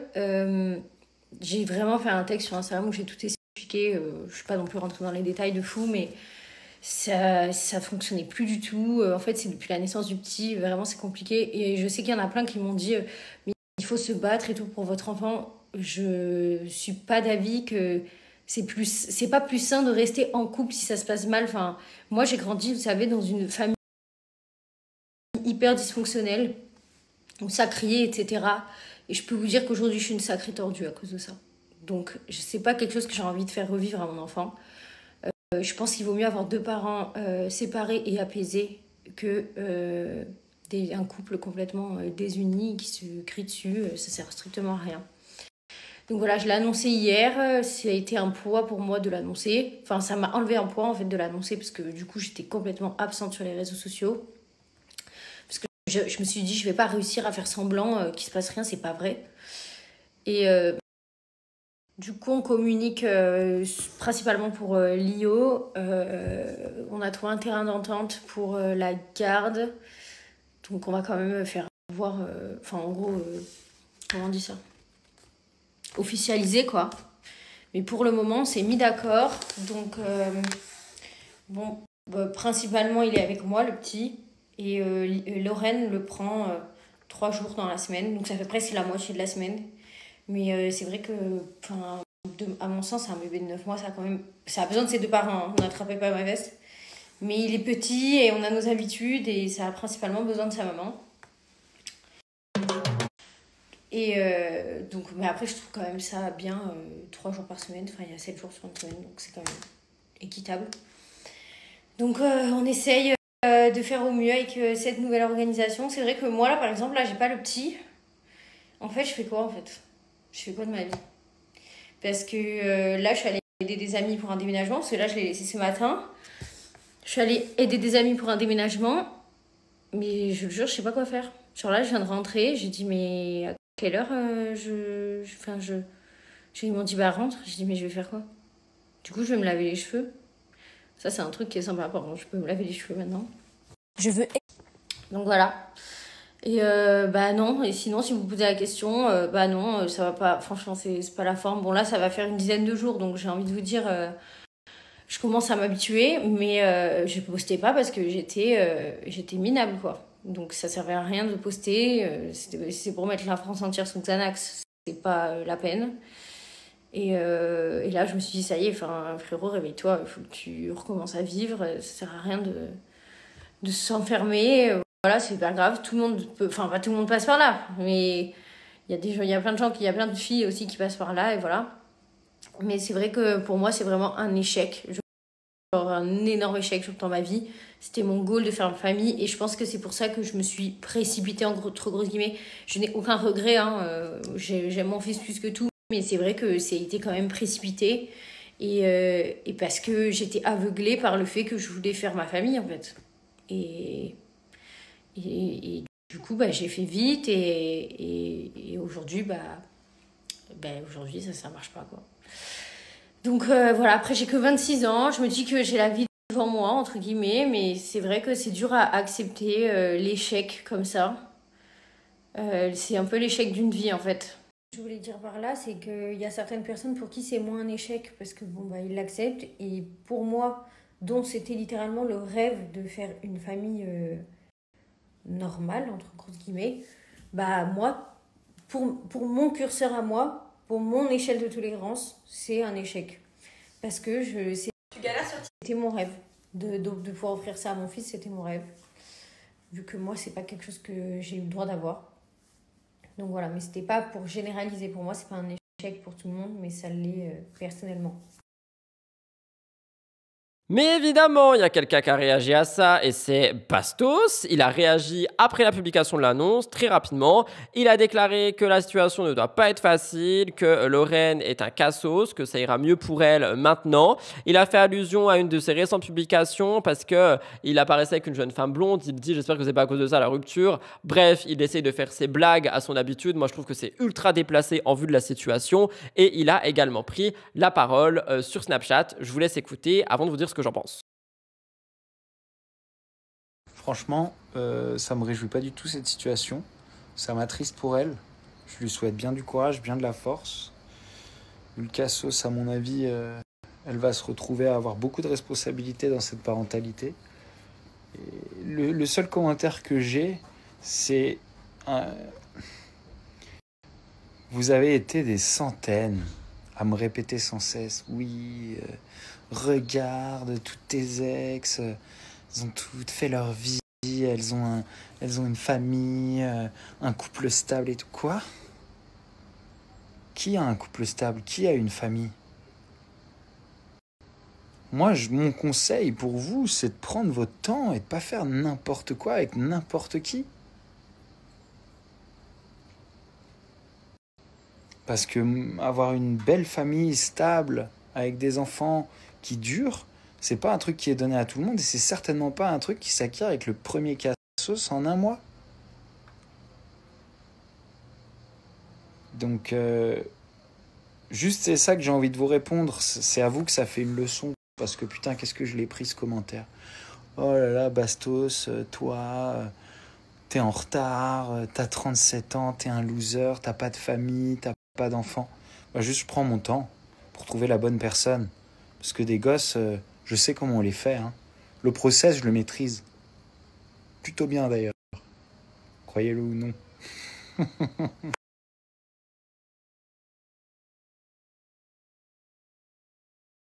Déjà, la relation Victoria-Lorraine et ce qui se passe aujourd'hui, je trouve qu'encore une fois, ça montre la complexité des relations humaines. C'est aussi sous les feux des projecteurs, donc il y a énormément de gens qui disent tout ce qu'ils pensent, en mode oui mais c'était trop tôt, fallait pas faire de bébé avec, en plus c'était un arnaqueur, qu'est-ce que tu foutais avec, tu peux t'en prendre qu'à toi-même, et j'en passe, et des meilleurs. Mais surtout, je vais pas mâcher mes mots, mais je trouve que le comportement de Bastos, il est dégueu par rapport à ce qui se passe.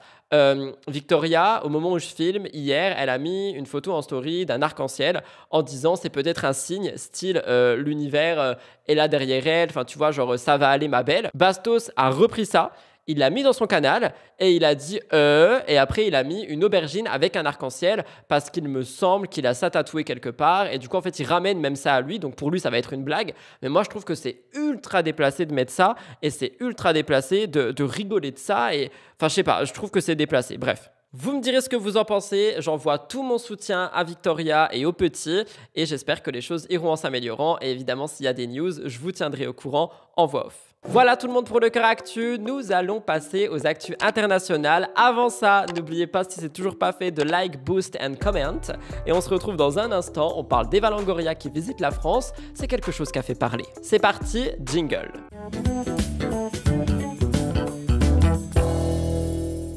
Alors, Eva Longoria est en visite en France pour une émission culinaire, si je dis pas de bêtises, et on a pu la voir rejoindre Perrine de L'Amour est dans le Pré le 19 juillet.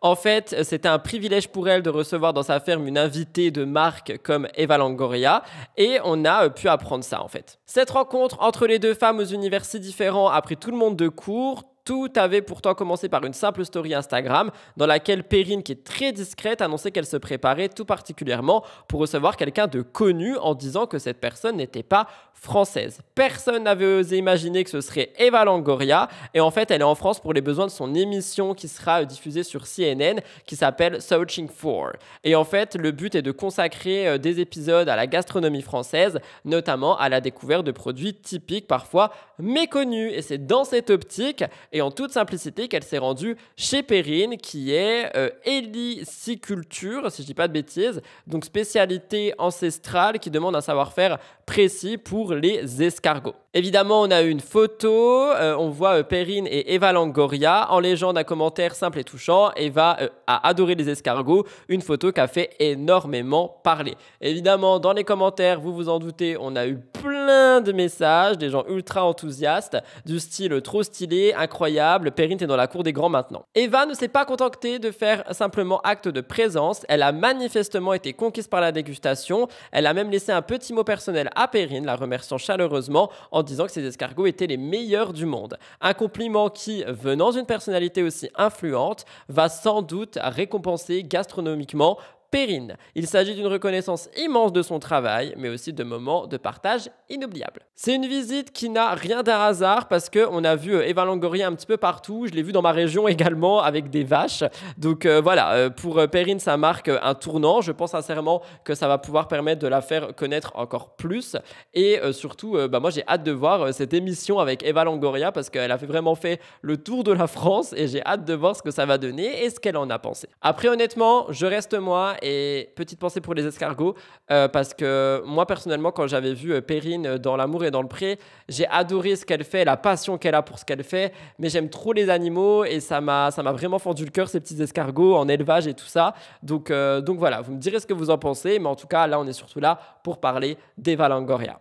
Katy Perry a frôlé le désastre. Elle est actuellement en pleine tournée pour son Lifetime Tour et elle a frôlé le drame le vendredi 18 juillet lors d'un concert donné à San Francisco. C'est un moment qui était censé être l'apogée de son show qui s'est transformé en frayeur monumentale, non seulement pour la chanteuse mais aussi pour les milliers de fans présents dans la salle et les internautes qui ont vu la scène. À l'instant même où elle interprétait Roar, la chanteuse américaine installée sur une imposante structure mécanique en forme de papillon a été victime d'un problème technique. Suspendue au-dessus du public, l'artiste produisait et un câble de sécurité a subitement cédé. Donc on a eu une perte d'équilibre et une chute partielle. Pendant quelques secondes, Katy Perry a été ballottée dans les airs, visiblement désorientée. Je vous laisse regarder.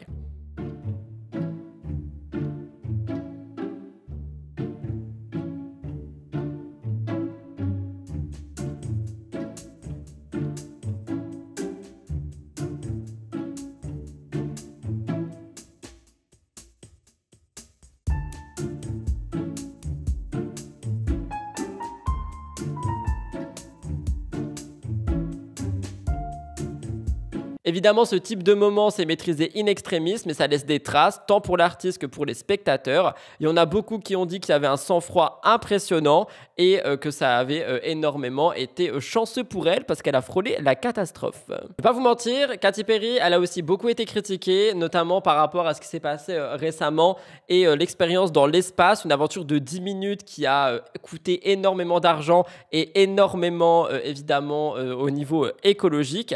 Mais malgré les tensions et les critiques, les polémiques et maintenant ça, Katy Perry continue de faire preuve de résilience. Mais on peut quand même se poser une question avec ce papillon mécanique. Jusqu'où peut-on aller pour impressionner? Parce que je pense que le but était vraiment de faire un immense show, mais à quel point était-ce dangereux? Il y a des gens aussi qui disent que c'est le karma, que tu as voulu aller dans l'espace, et ben l'espace se venge. Mais bon, on va pas souhaiter ça quand même. Plus de peur que de mal pour la chanteuse qui a, comme en son habitude, a su transformer un moment d'angoisse en souvenir viral. Vous me direz ce que vous en pensez, si vous avez vu ça. Si vous aviez vu ça, j'ai dit si vous avez vu ça. Écoutez, j'arrive plus à parler aujourd'hui, m'en voulez pas, hein, c'est comme ça, c'est la vie, on fait avec. Voilà tout le monde pour les actus internationales. Normalement c'est tout, la semaine dernière je pensais aussi que c'était tout et finalement vous avez eu la voix off sur Coldplay. Donc s'il y a de nouvelles choses qui se passent, je vous tiendrai au courant. En attendant, nous allons passer au gros dossier de la semaine, le point sur Secret Story. Et on a pas mal de choses aujourd'hui par rapport à Secret, donc j'ai hâte de vous présenter tout ça. C'est parti, jingle.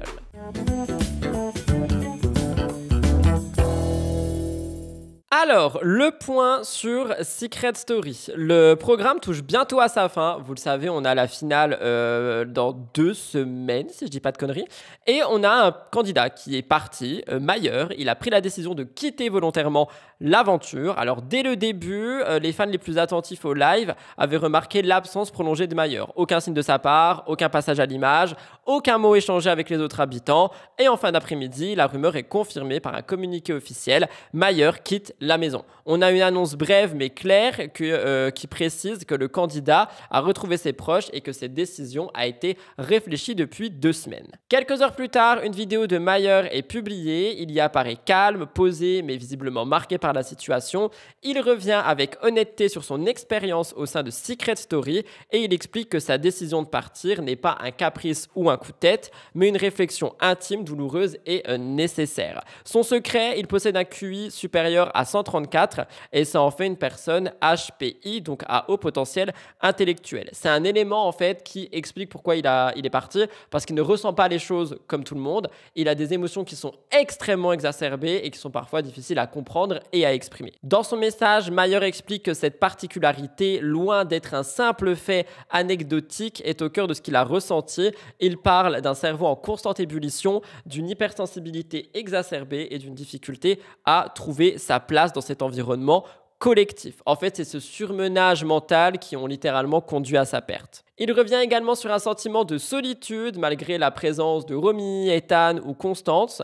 Il dit qu'il s'est souvent senti incompris et il espère que la révélation de son secret pourra permettre aux autres de mieux saisir ses réactions, ses retraits et ses silences. Malgré son départ, il reste fidèle à lui-même. Il dit qu'il espère que Romy, Ethan et Constance iront plus loin pour leur stratégie et pour Jimmy Neutron. Je vous laisse écouter, je vous raconte après ce qu'il a dit. Mon secret me rattrapait et le soir, j'arrivais pas à dormir forcément très bien tout le temps. Et donc, je cogitais énormément. La solution, pour moi, finale, c'était malheureusement de partir. Alors, mon secret, donc, c'était, je fais partie des 1% de la population avec un QI supérieur à 134. On réfléchit beaucoup plus, on est hypersensible. Et ça fait que le cerveau il est toujours en marche et ça ne s'arrête jamais. Et dans un contexte tel que la maison des secrets, c'est encore plus poussé.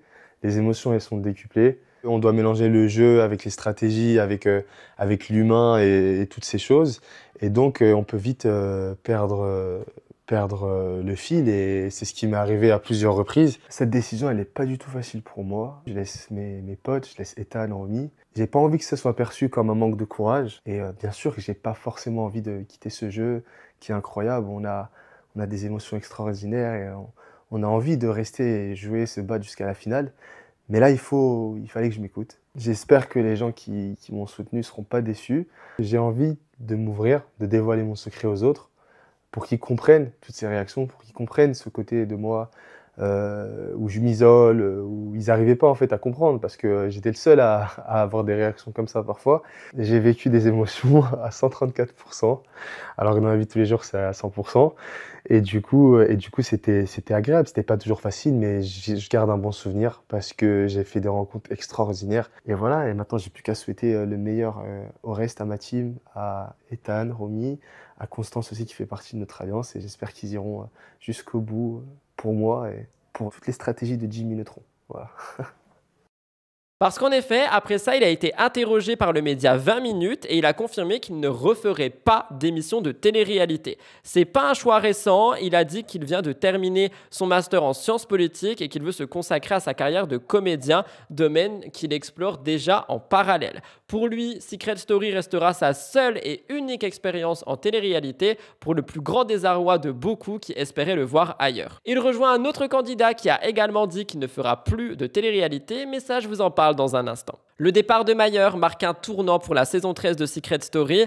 En quittant le jeu si près de la finale, il a bousculé tous les pronostics parce qu'il était censé être dans le carré final avec Romy, Ethan et Anita. Dans tous les cas, il est parti la tête haute et je pense que personne ne lui en veut. Deuxième chose, Adrien et Pimprenel ont été éliminés. Pardon, je le refais, ont été éliminés la semaine dernière et par conséquent, ils sont revenus sur tout ça. Tous les deux ont quitté l'aventure et ils se sont confiés. Alors on se rappelle que tout au long de leur aventure, leur relation a suscité de nombreuses questions. Complices et puis distants et puis complices et puis en désaccord, Adrien et Pimprenel ont vécu une danse émotionnelle rythmée par les rebondissements du jeu. Et dans un contexte aussi particulier que Secret Story, chaque geste, chaque mot, chaque émotion est amplifiée et cette intensité rend parfois les sentiments difficiles à être éclairés. Dans une interview accordée à Télé Loisirs, Pimprenel a d'ailleurs reconnu que les conditions n'étaient pas idéales pour démarrer une véritable histoire d'amour. Elle parle d'une aventure extraordinaire mais aussi d'un environnement qui met à l'épreuve les émotions les plus sincères. Selon Pimprenel, il est difficile d'apprendre à aimer dans un contexte aussi artificiel où chaque moment est observé, analysé et jugé. Elle dit qu'Adrien c'était une épaule précieuse, un repère stable dans cette atmosphère et aujourd'hui, alors que les caméras sont éteintes, eh bien il y a possiblement une ouverture pour les deux que personnellement on voit ensemble régulièrement, tous les jours quasiment en fait, sur Instagram, en train d'aller déguster des boissons, se prendre en photo, essayer des habits, bref. Elle évoque un potentiel redécollage vers Bali, une destination qu'ils ont en commun en plus, donc possiblement un début de nouvelle relation. De son côté, Adrien a été interrogé par Ciné Télé Revue et il s'est exprimé avec sincérité. Il insiste sur la force du lien qui les unit. Pour lui, Pimprenel est une personne extrêmement importante, quelqu'un qui l'a profondément marqué. Il l'a décrit comme un pilier, une présence constante et rassurante et confie que leur départ commun a été un soulagement dans l'épreuve parce qu'il ne se voyait pas sans elle. Apparemment, pour lui aussi, en dehors de l'émission, il serait possible de se revoir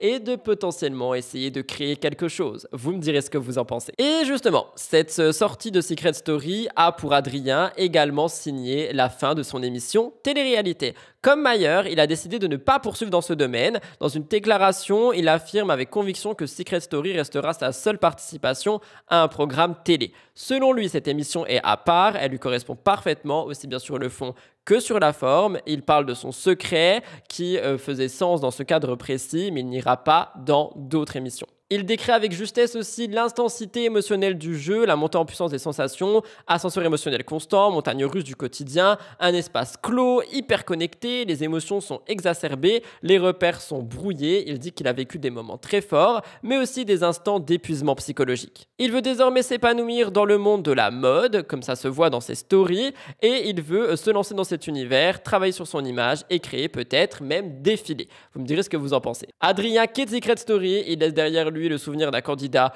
sensible, mesuré et apparemment fidèle à ses valeurs et leur bienveillance commune entre les deux et leur amour commun et leur lien avec Pimprenel semble cependant pas être brouillé. Donc on verra bien ce qu'il en est pour la suite les concernant. Je vous laisse écouter. Et donc première chose, comment tu te sens, comment tu vas et comment tu as vécu ta sortie? La sortie, c'est la sortie, c'est quand même une grosse pression qui redescend quand tu arrives sur le plateau. Mais j'ai eu la chance de sortir en même temps que Pimprenel, qui est un pilier pour moi depuis le début. Donc on s'est beaucoup soutenus tous les deux et ça va bien. Où t'en es aujourd'hui vis-à-vis de Pimprenel ? Avec Pimprenel, les choses sont au clair entre elle et moi. Nous ne sommes pas en couple. Nous nous apprécions énormément. On a fait beaucoup de choses ensemble. C'est une personne qui est très très importante pour moi et je suis une personne très très importante à ses yeux. Donc on a une relation très forte mais pas de couple. On a la même vie. Elle vit à Bali, je vis à Bali, donc on sera forcément amenés à se retrouver au même endroit, au même moment, je pense. Donc bien sûr qu'on se contactera. On a eu quelque chose qui s'est également passé. On a eu des rumeurs par rapport à Ahmed. Et en fait, Ahmed a multiplié les remarques dans la maison entre Mayer et Romy. Donc, il y a beaucoup de gens qui étaient sur ses côtes et il y a beaucoup de gens qui ont creusé dans son passé. Et en fait, on voit que Ahmed aurait été impliqué dans la production de Secret Story avant de devenir candidat. J'ai dit Aquabay parce que la rumeur a été lancée par le blogueur. Selon lui, une jeune femme ayant participé aux phases du casting de l'émission l'année précédente lui aurait confié que Ahmed ne passait pas réellement le casting comme les autres, mais qu'il jouait le rôle d'observateur interne. Plus précisément, il aurait été chargé par la production d'analyser le comportement des participants, une pratique parfois utilisée par certaines émissions pour affiner les sélections. Donc il y a plein d'internautes qui ont été vérifier ça et ils ont relevé des liens étranges entre Ahmed et certaines figures de la production, notamment via son compte LinkedIn où apparaît une connexion avec une personne identifiée comme un membre de l'émission. En parallèle, CG Scoop, donc le journaliste Clément Garin, a ajouté sa pierre à l'édifice. Il a dit qu'Ahmed avait été vu dans le public du Prime de lancement l'année précédente. Un fait qui, bien que possible pour un fan, semble s'ajouter à ses soupçons. Donc, Ahmed aurait pu intégrer volontairement le programme comme un candidat test, un profil atypique capable de créer du contenu, de tester les dynamiques sociales, etc., etc. Il y en a d'autres qui disent que ça pourrait être une tentative de déstabilisation gratuite de la production. Pour l'instant, ni la prod de Secret, ni Ahmed, qui n'est pas sorti, ont pu apporter des réponses. Moi, si vous voulez mon avis, je pense que ce qu'il est possible, parce que Ahmed, du coup, avait un secret commun avec Célia, et je pense que peut-être son secret était je fais partie de la prod, vous voyez, un truc du genre, et finalement, il y a eu un secret commun. Je sais pas, ça peut être une possibilité, vous me direz ce que vous en pensez. Je termine avec Marianne, parce que Marianne a été vue directement au Maroc, c'est quelque chose qui a fait énormément parler. D'ailleurs, j'en ai fait un contenu court, je me suis fait descendre, alors que j'ai juste posé la question en disant est-ce qu'elle est vraiment en maison de repos, est-ce qu'elle y a vraiment été, ou est-ce que genre elle est partie de la maison de repos pour changer de pays et prendre un peu soin d'elle. Finalement, c'est ça qu'elle a dit d'ailleurs en story, mais je me suis fait descendre, donc ok, why not. Mais dépassée et envahie par l'angoisse, par le harcèlement, etc., elle a décidé de porter plainte. Elle s'est rendue à Marrakech pour se ressourcer loin de la pression médiatique et depuis le Maroc, elle a annoncé sur les réseaux qu'elle allait porter plainte contre tous ces harceleurs. Dans son message, elle remercie les personnes qui l'ont soutenue. Elle précise que malgré la haine qui continue de lui parvenir, certains messages bienveillants lui ont redonné de la force. Elle a affirmé qu'elle ne comptait pas se laisser faire, qu'un dossier est en cours et qu'il s'agit maintenant pour elle de dénoncer publiquement ce qu'elle a vécu pour que cela ne se reproduise plus, ni pour elle, ni pour d'autres. Elle conclut en disant que les épreuves ne l'ont pas détruite, mais l'ont rendue plus solide et qu'elle est désormais résolue à aller de l'avant, à continuer d'exister sans peur et à faire en sorte de continuer sa vie. D'ailleurs, aux dernières nouvelles, j'ai vu des stories où elle était avec Drea, Théo et Damien à Paris. Donc je pense qu'elle essaye vraiment d'aller. Vous me direz ce que vous en pensez. Voilà tout le monde pour le point sur Secret Story cette semaine. J'espère qu'il vous a plu. On va passer et terminer avec l'Astro Actu. Attention, un signe du zodiaque pourrait bien subir une rupture amicale prochainement. On en parle dans un instant. Et n'oubliez pas qu'il y a le dernier emoji également à la fin de l'émission. N'oubliez pas de liker, commenter, vous abonner, mettre votre petit boost. Et c'est parti, Astro Actu sur Mixosity.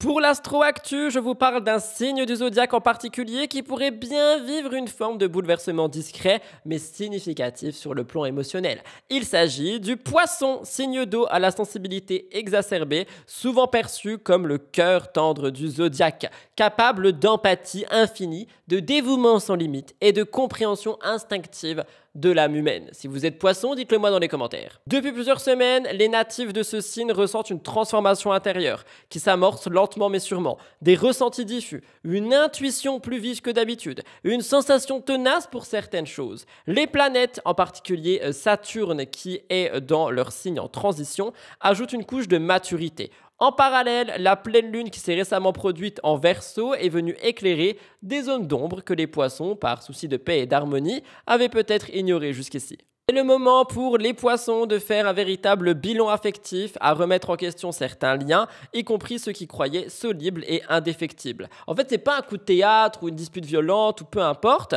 mais c'est chez ce signe, on va avoir une rétrospective et une rétrospection qui va permettre de voir que certaines amitiés ne devraient pas être là. Il y aura peut-être l'envie de prendre de la distance, de s'éloigner, de mettre un terme à une relation qui au fil du temps a cessé d'apporter du réconfort et du soutien. Cette fin d'amitié, qu'elle soit progressive ou nette, vient poser une pierre supplémentaire sur le chemin de la construction personnelle des poissons. Souvent attirés par les autres, parfois jusqu'à l'oubli de soi, aujourd'hui est invité à se recentrer. En parallèle, les énergies de l'été encouragent aussi une redécouverte de soi-même. Donc si vous vous éloignez de quelqu'un, essayez de vous rapprocher de vous. Le tri relationnel s'accompagne souvent d'un besoin de trier son environnement matériel, de simplifier son espace de vie, de se reconnecter à ses besoins essentiels. Un calme retrouvé, une paix d'esprit regagnée permettront donc aux poissons de réinventer leur quotidien. C'est une étape qui n'est pas un effondrement, mais un réajustement et un réalignement. Si vous êtes poisson, dites-moi si vous avez ressenti ça récemment. Voilà tout le monde pour l'émission Mixosoty cette semaine. J'espère sincèrement qu'elle a pu vous plaire. Si c'est le cas, n'oubliez pas de liker, commenter et vous abonner. Mettez un petit boost également si vous pouvez. J'espère qu'on a atteint les 1000 likes du plus profond de mon cœur. Avant de vous souhaiter une bonne semaine, je vous laisse également mettre le deuxième emoji de la semaine qui est le bonbon. Et oui, un peu de sucrerie ne fait pas de mal, quoique. Merci pour votre fidélité. J'ai hâte de vous retrouver dimanche prochain pour un nouvel MTT. On a également des vidéos toute la semaine sur cette chaîne, ne l'oubliez pas. On a des lives également toute la semaine, sauf le week-end sur la chaîne de rediffusion. Donc si vous voulez plus de moi, allez faire un tour dans la barre d'infos. Bon dimanche à toutes et à tous, ou bon début de semaine, c'était Rudy, je vous embrasse et merci de m'avoir écouté jusqu'au bout.